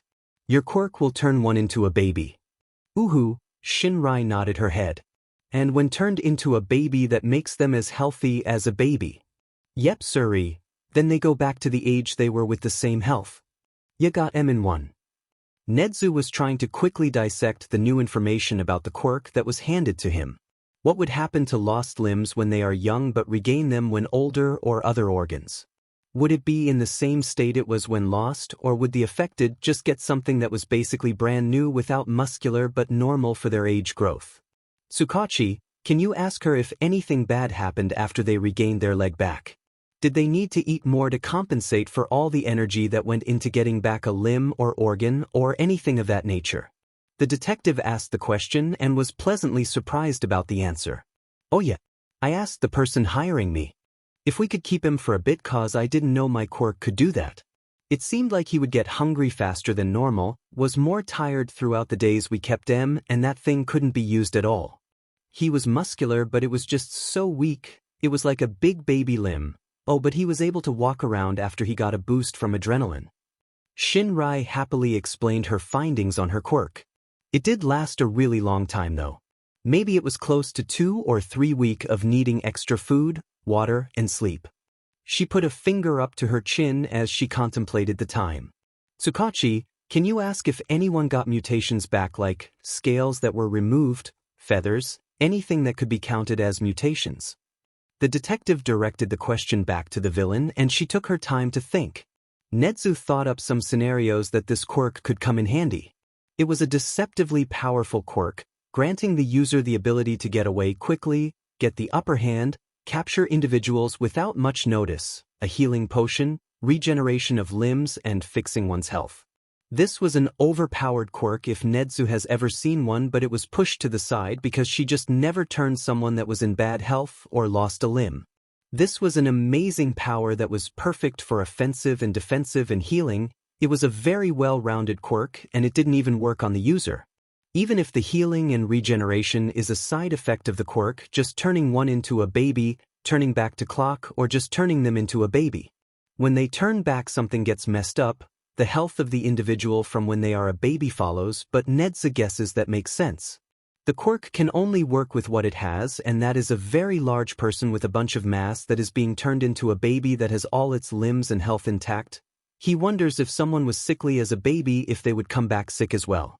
It could well be just turning back the clock on them, or is it just putting them into a baby-like form without the time part? If that person was having the clock turned back on them, then people would see it as a type of flash of movement, quickly receding into oneself, but that is not what Azui and Mineta said in their statements. Both stated that Midoriya suddenly just was a baby, no poof of a cloud, no light flash, no body shrinking into oneself. It was like someone took out a part of an animation or skipped a whole chunk of a movie. It was one frame teenage boy, then the next is baby in the air, so it must be that the quirk isn't turning back the clock of time for a short bit but simply transforming the user into a healthy baby, then turns them back, leaving the health it gave them because it cannot take back what was already given, but it is allowed to make them normal again. One way to see if this theory is true, go to a person that has been ill all their life since birth and offer to test the quirk. If the quirk works the way that they think it does, that means they can be free from the horrible health they had to deal with all their life, and if not, they lose nothing. The person would only have something to gain. Nedzu is brought out of his brain working overtime to try and find a way to have this person test their quirk out and maybe find a way to let them work a decent job instead of prison because this quirk is too good to waste. I don't really know. I do remember this one fella complaining that after I turned him into a baby, he got his webbed fingers and feet back. The fella then told me he got rid of him cause he didn't like him. Does that count? Nedza deemed that yes, it does count and tried to get Detective Tsukachi to end the interrogation, but Shinrai stopped them and asked if she was allowed one question. He wasn't going to pay attention to the question as he thought of more ways to make the young villain get off lighter so that maybe in the future she could use her quirk for good and Nedzu would try to help. That quirk is too good to let go. He zoned back in after he heard Midoriya's name being mentioned. Well, yes, the student did develop what you said, wings and other bird-type features after being affected by your quirk. Is Lilan okay? Tsukachi looked at her for a bit that Nedzu could only think of as confusion. Why would you care about a random student that was affected by your quirk? 'Cause unlike Yuns, I care about youngins. I never hurt Lilans if I can help it, and if I knew we would put all kids in danger, I wouldn't have gone. Shinrai slightly glared at Tsukachi as she stood up slightly. I have a code not to touch them kids, any kids. I know getting M-Wings back would cause hurt and confusion and I would beat that youngin's parents up for what they did to the lil fella. She snarled back at the detective Tsukachi, and seeing that she wasn't that far gone into villains sparked some hope that after she served time she will accept his offer to train her quirk as a healer or something along those lines. Nezu walked out of the little side room next to the interrogation room and waited for the detective and his partner to exit. It took no time. They then soon left to the front of the building, Tsukachi having papers to update the quirk registry, but those will probably be put off until Shinrai Tori gets out of jail. Nezu wouldn't want the commission swiping her up before he can. He personally had a notebook filled with what Shinrai Tori can do, how to use it, and how it affected Midoriya Izuku. He will probably put how well Midoriya heals into another notebook, and this one will be locked away until Shinrai gets out. Well, now you know what happened to your student Midoriya Izuku. Do you need anything else before you go, Nezu? Nezu simply shook his head as he exited the station. He needed to get back so he can update Hawks and tell Chio about the much-needed extra food that Midoriya will have to have. It doesn't help that Midoriya was already malnourished in that odd way, but now he knows that it was because he wasn't fed right as he was a bird of prey. Nezu needs to look into the Midoriya household, but he can't hold onto young Midoriya until he has more evidence. Right now they can still take him back if they want to, and he could do nothing about it. He'll need to get back to inform the people he needs to, then get into work about looking into how Midoriya lost all of his bird-like features. Was it an accident or maybe something that made him ill when younger? Nezu hopes that's what it is and not what he thinks it is. It's 1:23 p.m., 13:23, right at the moment, and he has a little ways to go before he can make it back to the hospital housing young Midoriya and his employees. He wishes that the station test run was taken to us closer, but Nezu can't fix it now. He just needs to get back so he can start his personal investigation as fast as he could. Making sure Midoriya was safe right now is top priority. Hawks was still with his young chick at the hospital. Today was the day Nezu went in to help the interrogators to see exactly what happened to his baby bird. The poor little thing was randomly waking up and eating huge plates full of raw fish, then passing back out. Hawks makes sure that the little fledgling takes some time to actually use the bathroom because he's pretty sure if he doesn't tell him that, he'd just stay in his makeshift nest all day. Recover Girl was a bit concerned by how he was acting after she was informed of it by one of the nurses on her phone. She said just to give him all the food he requests because at the moment this might be the drawback of suddenly having the extra limbs made. Suddenly getting extra limbs could cause one to need more energy and to burn through their sustenance quicker than normal until their body gets used to the new appendage until it goes away. Hawks is a little on edge, but it's okay because he can see his fledgling on the nest, and he can see the slow fall and rise of his chest. Hawks can even feel the hatchling's heart beating with his feathers, and everything is fine because Nezu is at the station asking questions right now to find out what's wrong. Nezu is making sure Hawk's nestling is okay and not hurt and when the wings will go away. He will be told when the nestling won't be his anymore, and that was okay. Hawks is fine and nothing's wrong. He's doing what he's supposed to, and that is to help UA, and UA wants him to help his baby bird, but this won't be his baby bird at one point.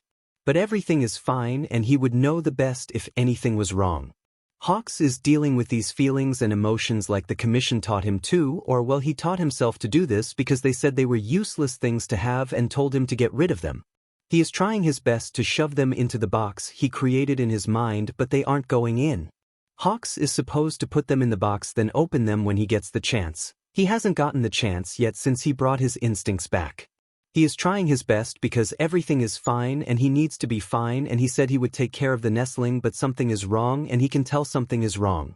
Hawks can feel like something is going to happen with his nestling. He needs to keep him safe. He must have eaten something that could make him sick, or maybe his wing hurts, or he needs more water.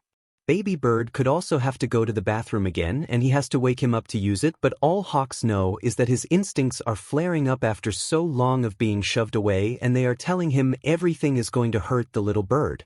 He needs to get it together. Hawks went through that hell training torture and knows how to control himself. All the nurses that checked on them haven't said anything about how he acts towards them. They all think he's fine, and he is.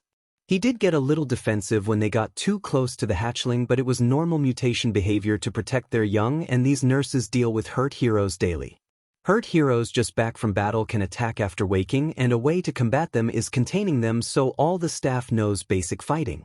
The whole staff knows for a fact he has marked the fledgling, and that always leads to being too protective, but he's being a bit too much because he can tell every time someone even walks by their room while his chick is eating or sleeping. He wants to hiss or threaten them, but he has kept it to himself. Hawks is fine, and he's slowly rolling back up all those unwanted and useless feelings that are just so natural and comfortable to him. He can't have them because his hatchling will lose his wings, the way to fly and live and feel and emote and to have his instincts. They will be gone, and it. That's okay though, because Hawks knew this and the commission train tortured him, so he knows how to get rid of them, but it's not working and he can only act. Hawks has been acting like everything is fine when it's not. He has not hissed at the nurses and doctors walking by out loud, but he did it under his breath.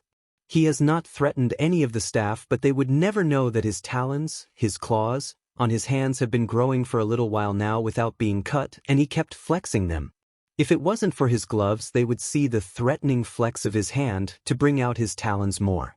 He has hissed at anyone that got too close for comfort, but what they didn't know was that he slipped a small hardened and razor-sharp feather into his hand and also had some feathers around across the ground that could shoot up and skewer them at any moment. None of them could see how not fine he was, but that was okay.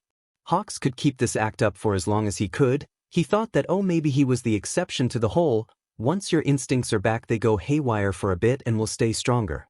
He dumbly thought that he was the outliner, and now he is going to act like everything is fine. He has been tortured for this type of thing.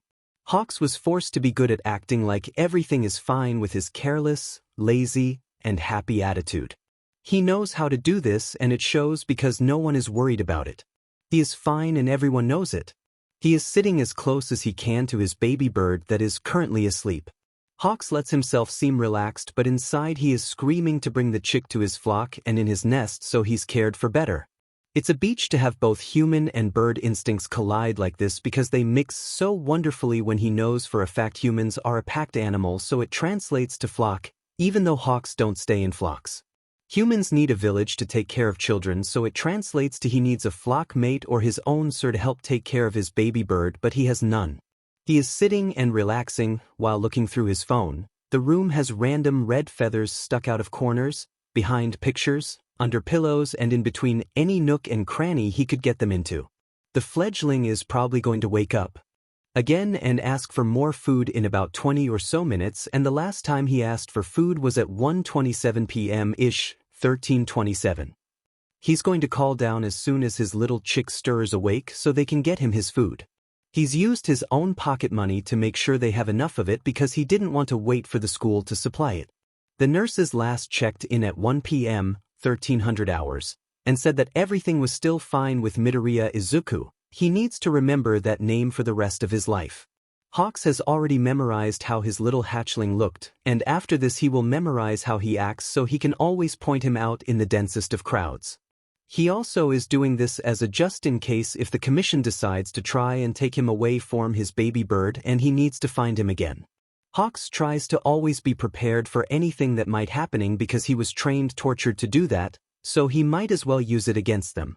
Hawks need to collect himself again. He needs to get a hold of his instincts and think about what he needs to do to make sure when his baby bird loses his wings, so he won't hurt as much. He also needs to think of other food the fledgling will like because he must be getting tired of nothing but fish. Maybe chicken would be good for him. Hawks looked at the time and it's 2:18 p.m., 14:18. The nurse said she would be back around 2:30 p.m., 14:30.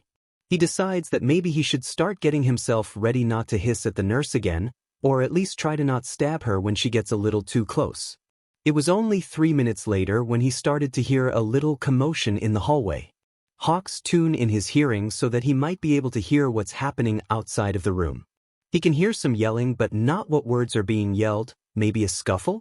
It could be a hero that just got out of a fight and still thinks they are in the fight being a bit difficult. It's normal in this line of work, and this is another reason why the hero ward is a bit far from the normal one. Hawks tries to calm down his nerves because they aren't going to hurt his baby bird and they aren't Why is the noise coming closer? He was going to try and get his thoughts together, but he can tell it's getting closer to this room. Hawks can feel his feathers slightly lift up in a threat display. The staff wouldn't let in people that would hurt them because this is the hero ward, everything is fine. The commotion is getting closer and closer. He can hear the yelling is about being able to take someone out of the hospital when they were told they were fine now.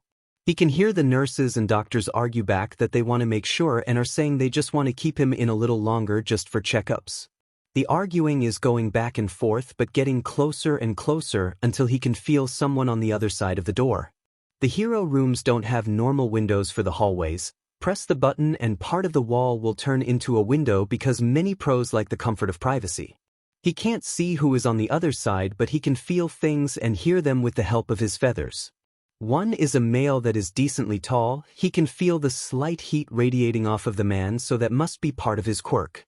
There is also a female much closer to the door than the male, about average height and has a slightly pitched up voice from panic or maybe anger, might be both. We should be able to get our son. We cleared him so we can take him home now. It's his fledgling's parents. But Nizu said they wouldn't come yet. He said that they wouldn't come and take the baby bird away yet. He hasn't even lost his wings. If Hawks isn't by him when he wakes up, then he'll freak out. A fledgling that just got marked and has a new sire is always on edge out of their sire's range of hearing, sight, smell, or anything. That isn't to mention that he can't even fly right because of his downy feathers. He can't let them take him, but what else can he do? They have nothing to keep him here.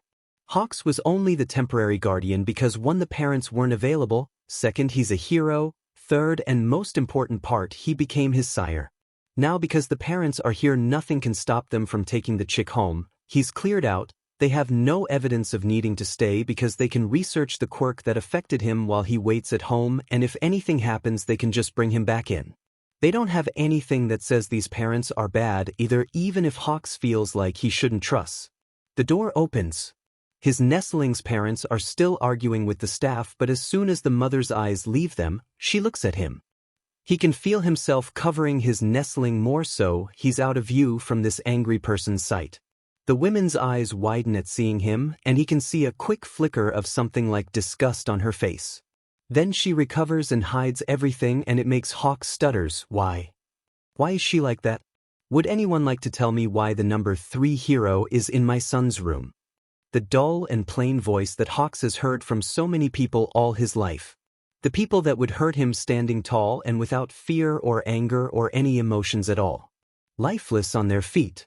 Hawks feels himself shaking slightly when he locks eyes with the woman that is holding herself the same exact way as all his handler always did. I asked a question. I expect a simple question is easy enough for a hero to answer. Hawks can't protect his baby bird from this. Nedzu has finally made it to the hospital, and as soon as his door opens, he's sprinting. There's a notebook under his arm and a slightly pained expression on his face. As Nedzu runs into the hospital lobby, he vaults himself down the corridor to the hero ward, ears flicking in every direction searching for a threat, tail lashing out and almost hitting people as he runs past them. He was an idiot to think of letting a normal nurse call Midoriya's parents. They really had to mention that their son was affected by a quirk and not just say he's healing from an injury. He gave them specific instructions to use and they had to go around them. When he finds out who called his parents, Nedzu will be questioning them to see why they went against his orders. A hero ward nurse would have done it no question asked, but know the idiocy that is the normal staffing had to handle the out-call of Midoriya. He makes a sharp turn around a corner that leads to the room that both Hawks and Midoriya were staying in. A little ways down he can see guards and some other nurses surrounding the door. It seems like Hawks finally lost control. When Nedzu at long last makes it to the outer ring of guards, he is greeted by Recover Girl, a few guards, and Midnight. Hey boss, I was called in as a last resort. RG said she would probably be able to stop it, maybe with your help, but you always need a backup plan. Midnight gave him a sharp smirk, and he can clearly see the anger hidden behind it. Any UA staff that finds out Midoriya was taken before they were able to find out what was wrong with him would rightfully be angry. He looks over to Chio for anything he might have missed in the text he got. It happens when he's too upset and he might have skipped something to get the gist of it. Hawks has had his newly marked fledgling taken from him. The staff said he didn't really fight it that much, but after they left it seemed he snapped and started to attack anyone that went into the room. He didn't do much damage to the staff, but plenty of them have lacerations all over their arms and legs. As Chio went over the list of everything that had happened while he was gone, Nedzu marched on closer to the room. At the moment, Hawks has stationed himself on top of the bed in the room. He seems to be in an extremely defensive position with all of his feathers puffed up and multiple feathers detached floating in the air around him. I don't know much about Hawks personally, so I can't use any personal object or topics to calm him down at this moment. I would advise getting either his fledgling back as quick as you can or have you, Nedzu, go in there to figure out how to calm him down more. The only reason I suggest that you go in there is because you are the smartest person on this planet, so you can figure out how to help him faster than trying to get another bird of prey to help. I would also like to state that the only other bird of prey, like Hawks, available to come to help us would take almost 2 days to come because they don't live in Japan. Everything just seemed to work against him today, as he walked closer to the door and heard the hissing from Hawks trying to get everyone to leave him alone. Nedzu would leave him alone if it would help, but it wouldn't. He would be left in his instincts until someone stopped them because his freshly marked fledgling was taken, but why didn't he try harder to stop it from happening? He'll have to figure that out later. As he got up beside the door, the nurses and doctors were all telling him what they already did to try and calm him down with things that resembled Midoriya, food, water, new bedding, etc. Giving him things that look like his fledgling was a good move, but if they don't have his scent, it's a failed try already. Food and water were a good try, and Nedzu will probably try that while he talks to Hawks. Them trying to get new bedding was the most dumb shit they've done all day. These were the last things that Midoriya used, so of course Hawks wouldn't want them changed out for something new. Really, this whole day seems to be worse than the whole USJ incident right now. If they don't stop Hawks' instincts, then it could last days or weeks before they can calm him down right, and that is even if they get Midoriya back by his side. I want all the staff to get all the food that Hawks has eaten the time he was here and some more. The food would be all raw, of course, and most of it is already on its way, and the staff would need to bring it to this room.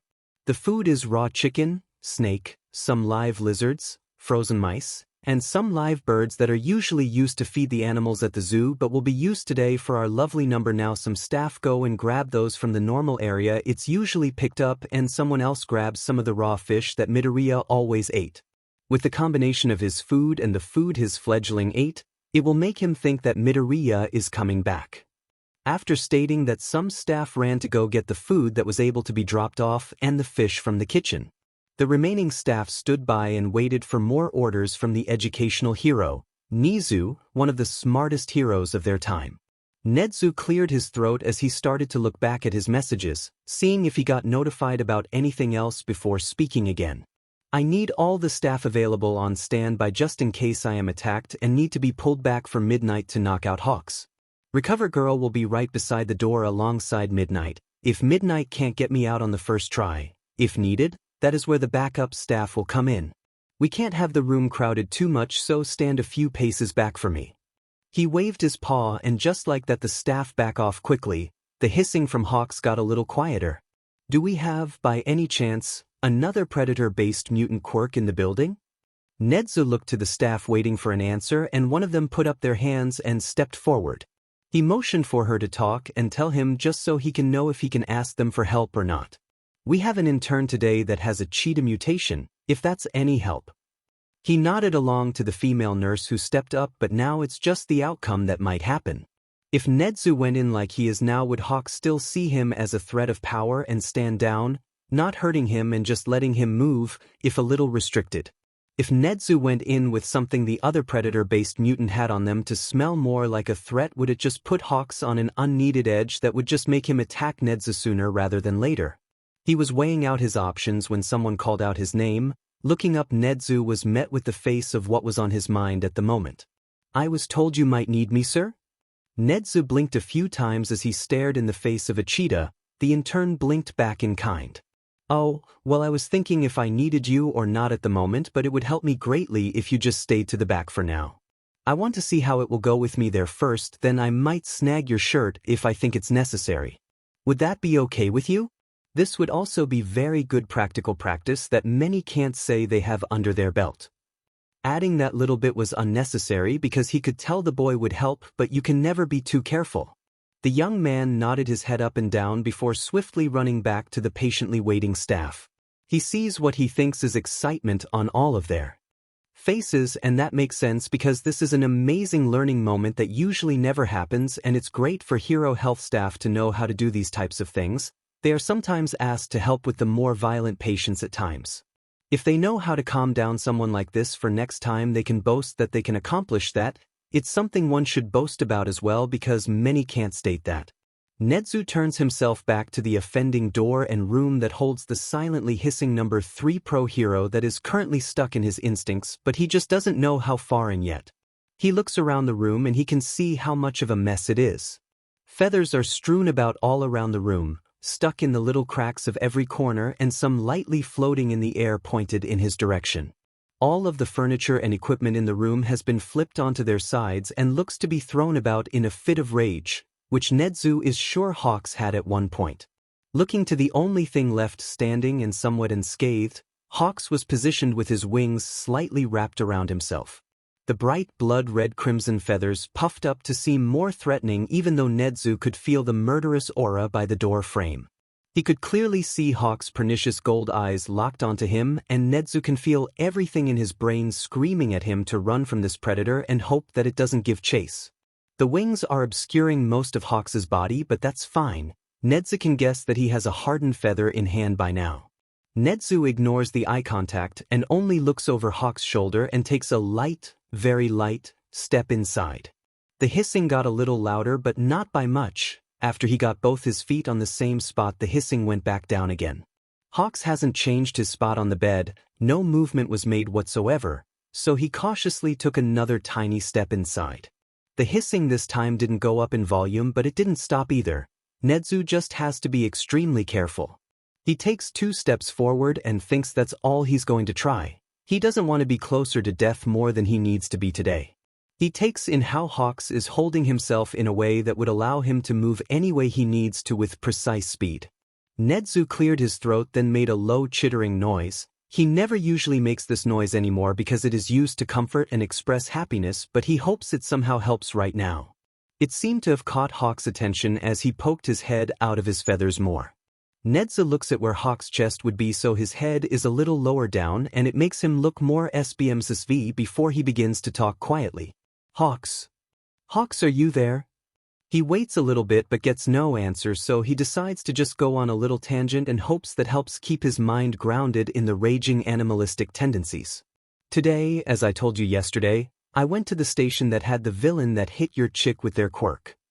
That seemed to get Hawk's attention, so he kept talking. Their villain name is Test Run and their quirk is called Minute Baby. They gave the detective information about their quirk and it cleared up some things for us to know. First, their quirk doesn't cause any type of mutations to occur. Hawks quickly got out of his wings and flung them back. They relaxed after being moved but were still puffed up.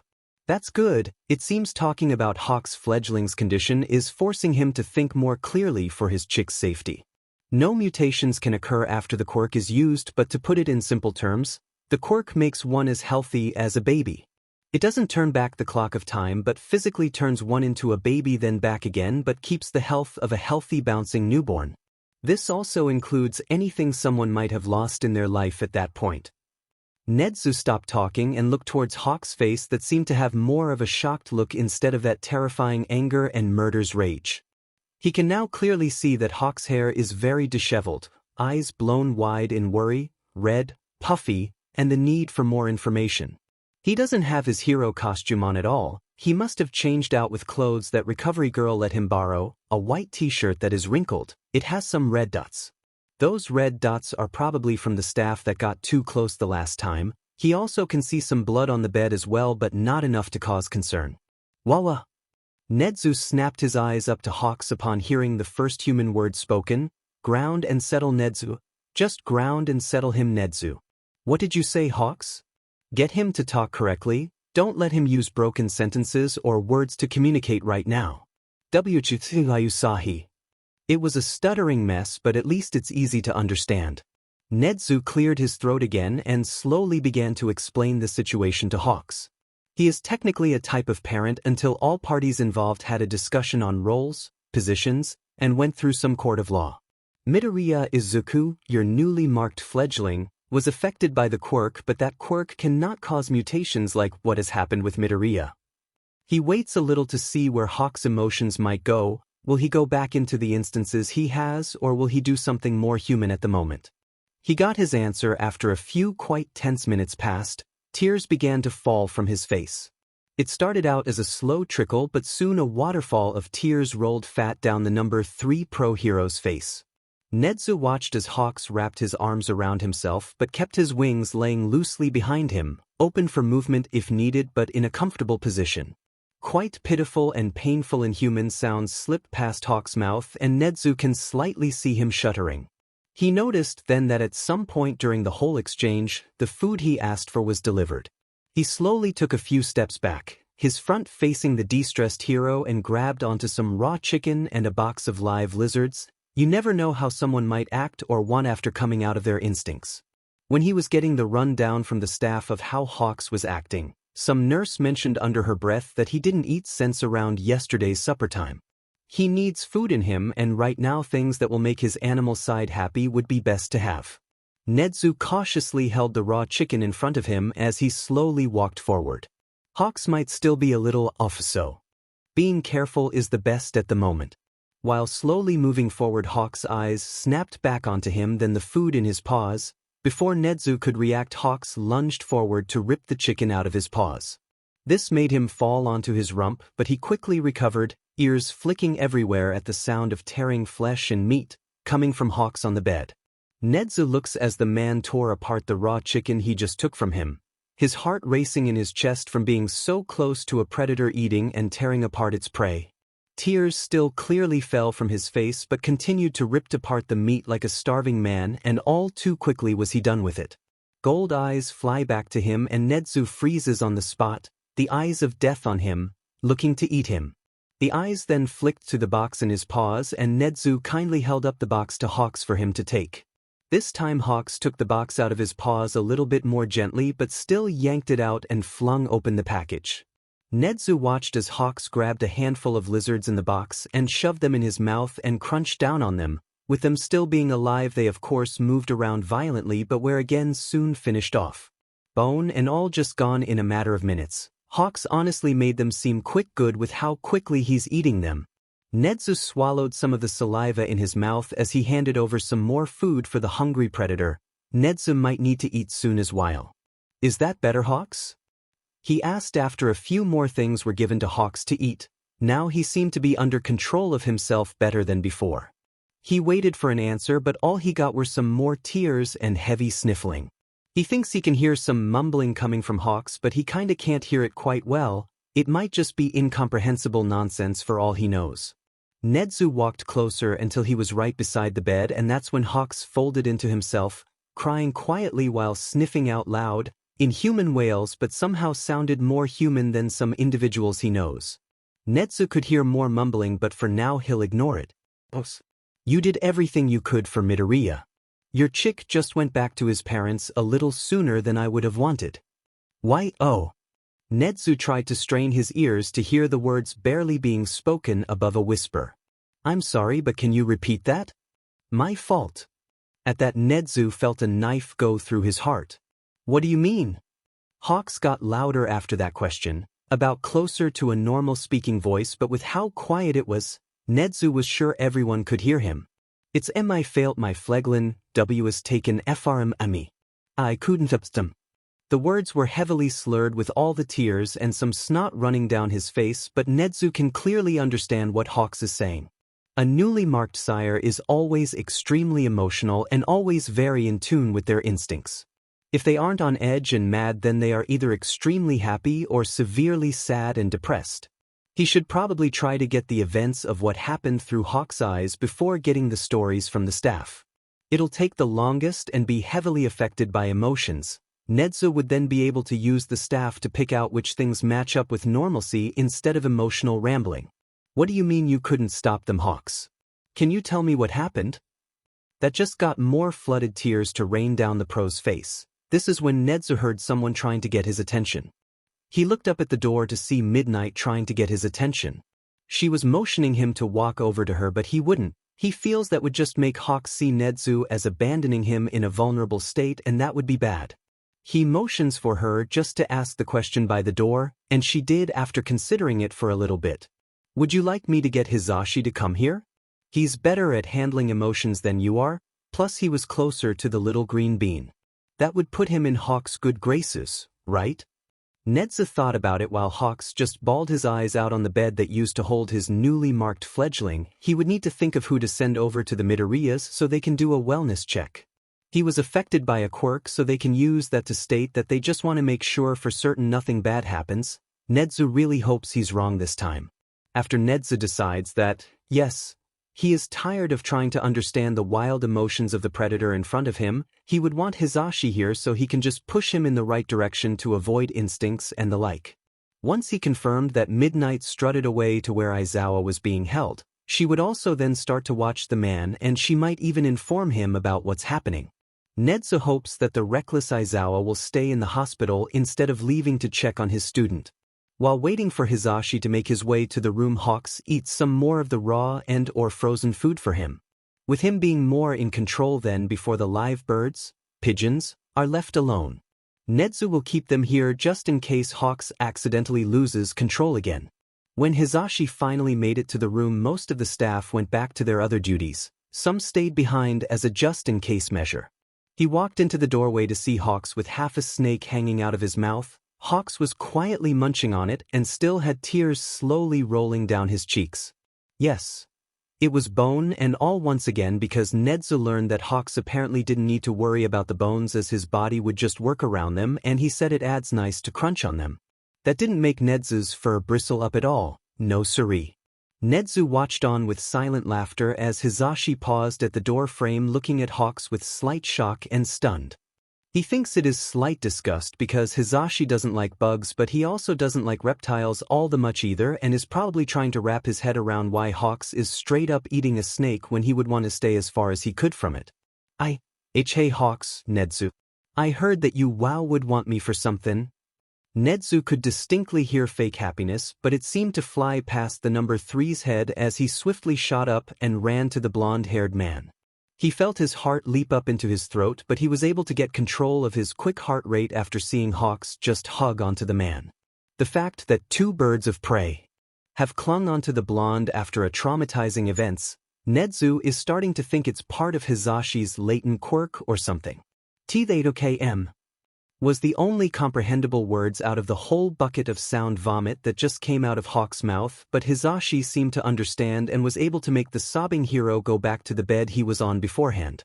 Nezu watched as the man excellently worked Hawks down from his emotional outburst and hugged him until he was able to talk more clearly. He didn't even need to warn him that much, as it seemed the Hizashi knew what to avoid and which way to direct things to make sure never to overestimate the other's instincts and wild emotions.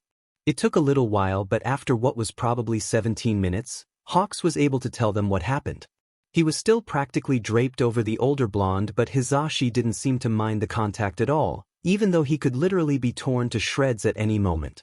Hawks sniffed a few times before he started to talk about what happened when Midoriya was taken by his parents back home.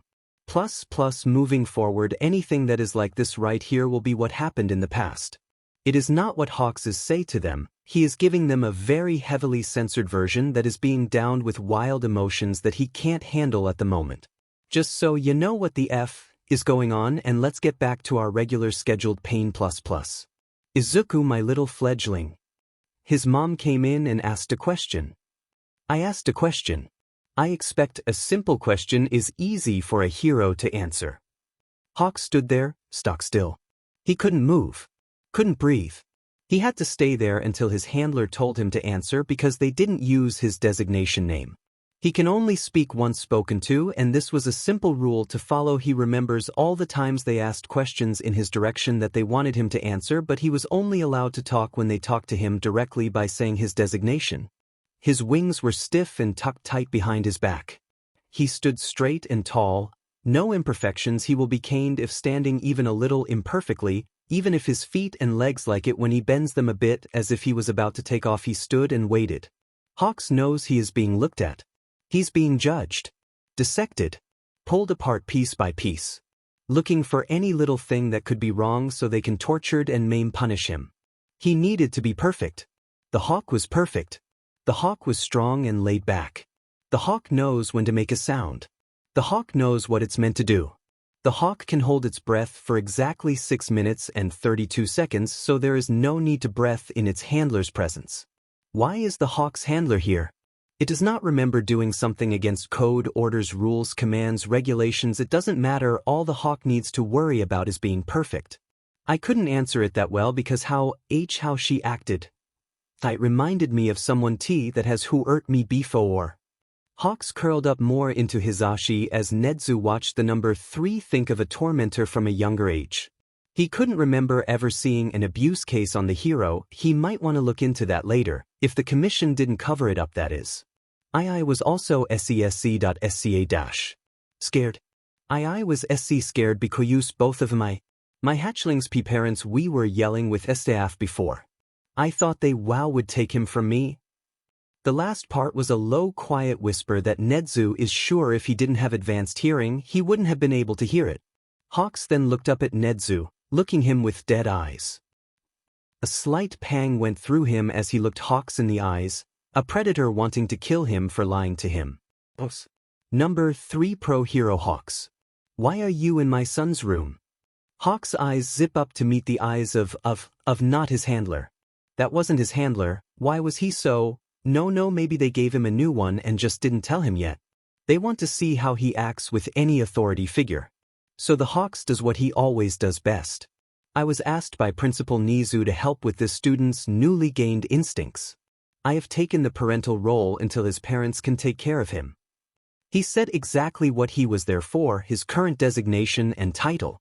Hawks is supposed to stay until he is no longer needed. He will stay until he is no longer needed, and he will not fight back when they take him from his fledgling. He looked at them, over their shoulder, because they think when he looks into their eyes he's challenging them. He could see anger flowing behind those emotionless dead eyes. What did the Hawks do wrong this time? It listens to all the rules and makes sure to answer truthfully. It was doing everything right, but maybe this handler has personal rules. They want to see how fast it can learn new rules again. What do you mean by instincts? Izuku has no instincts, he is not an animal. Don't react to the blatantly and poorly hidden insult to mutation-based quirks. The hawk is not an animal and does not show any animal traits. Hawks. What do you mean by instincts? Hawks blinked once just so he could have his eyes stop hurting from the dryness. He wishes they would let him use his second eyelids. Midoriya Izuku was hit with a quirk at the USJ attack. Some lasting effects are still present. The Hawks must give them information they need when asked, but not more than what they want. Only give them what they want or else face punishment. Hawks.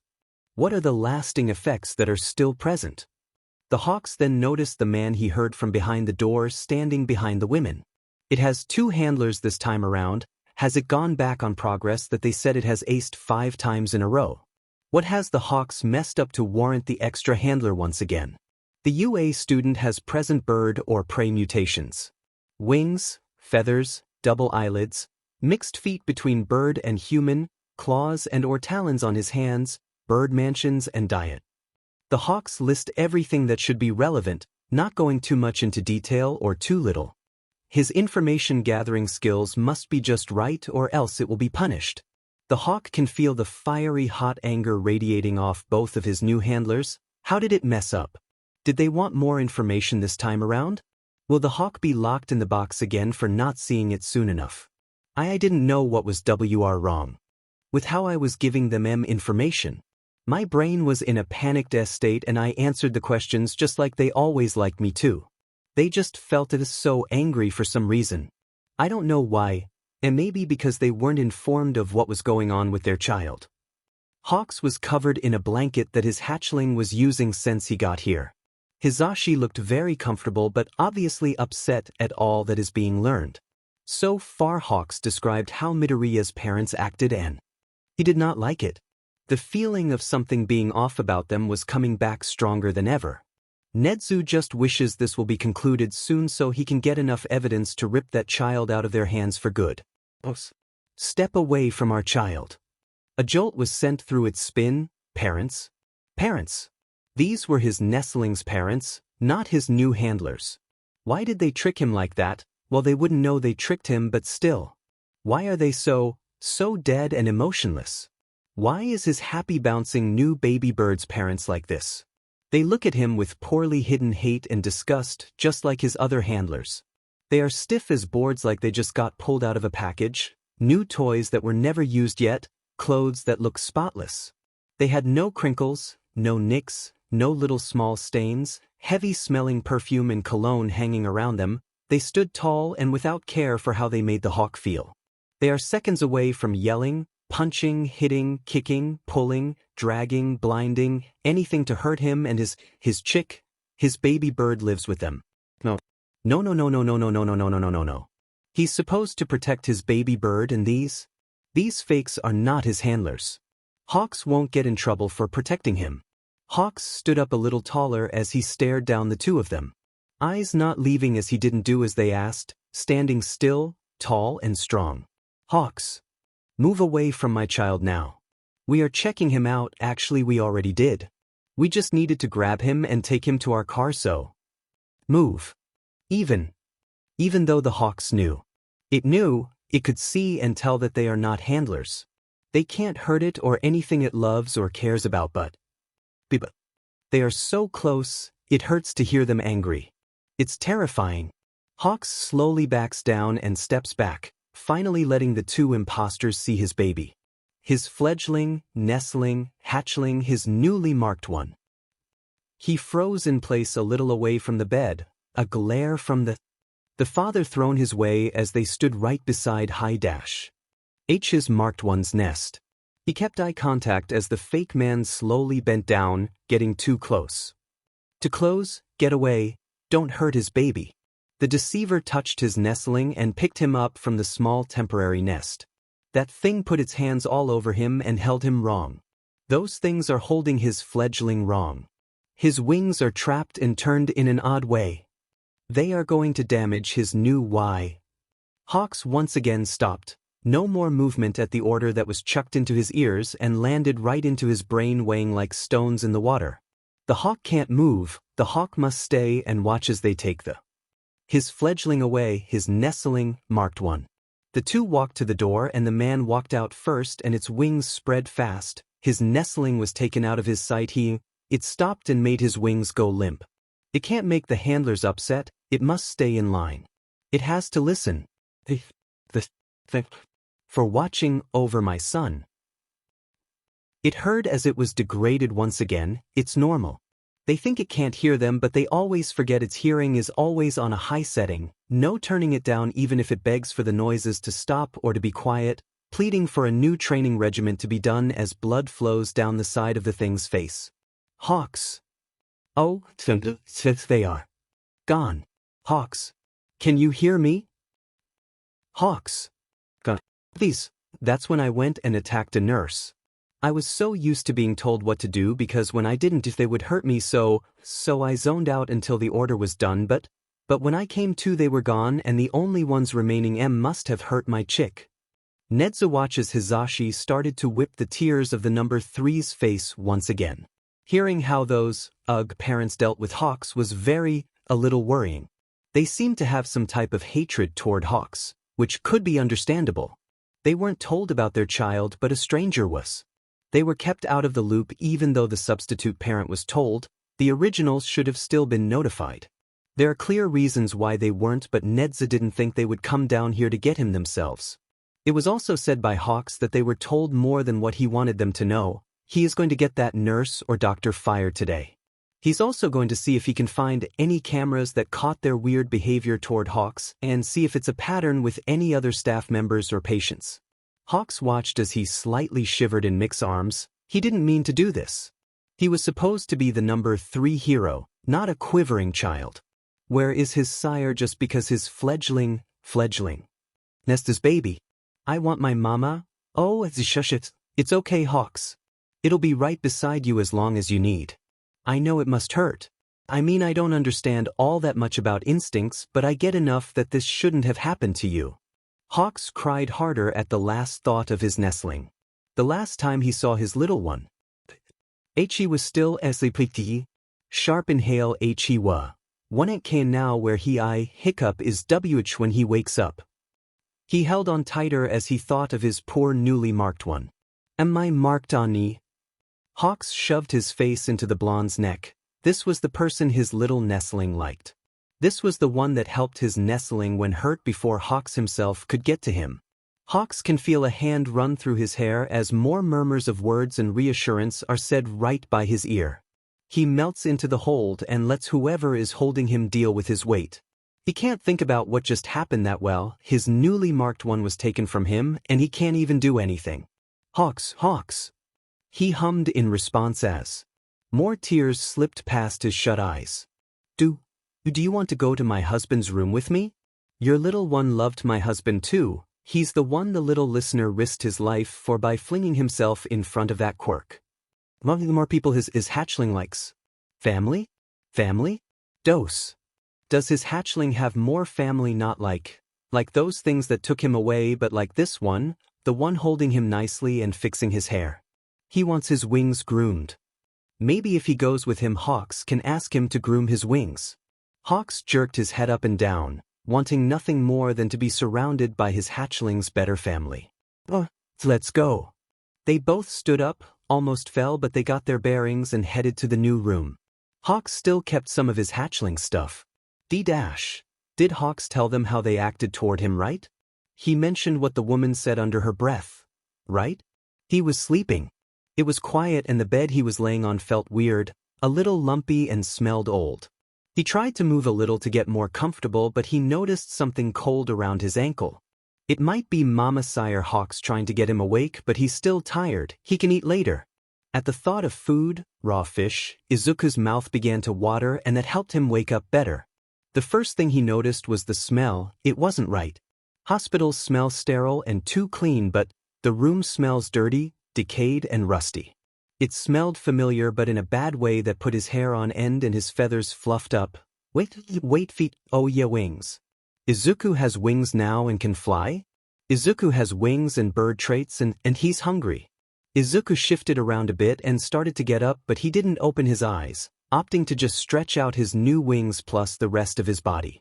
While moving around, he heard the jingle of something metal and his right ankle felt like it was being tugged on. He decided to open his eyes, and Izuku expected to see Hawks. He expected to feel safe. He didn't expect to be back in the room again. He felt himself freeze as he took in the familiarity that is the room. It has no other name besides it being called his. He doesn't claim this awful space as his own though. After taking in the room with its old wallpaper slowly peeling off, old rusty heater in the corners so he can stay warm in the colder seasons, deep long scratch marks on the door with some old dried blood where he pleaded to be let out, the bucket in the corner he was expected to use, small spots of blood that was never cleaned up or just not cleaned up right, because how could he clean up his own blood after he literally just bled there? All the awful memories of being in this disgusting room hit him all at once. They said he didn't need to be in here anymore. Mother and father said that he learned his lessons right and he didn't need to be taught anymore, so why is he in here? They promised he wouldn't be in here again, and it was even going to be converted into a spare room, maybe a playroom or something else. Izuku felt tears sting his eyes as he tried his best not to screech. He has to be quiet in the room or else he'll just be in here longer. They might even refuse to give him food if he makes so much as a peep. Good little normal boys don't yell in their room or make peeping sounds. Izuku likes his other room better. It has all his hero merch in it and makes him feel safe knowing so many heroes watch over him. He's never safe, it's never safe with these people. His head whips around after hearing some movement in the house. He can tell it's from downstairs, but Hawks he's supposed to be with Mama. Mama.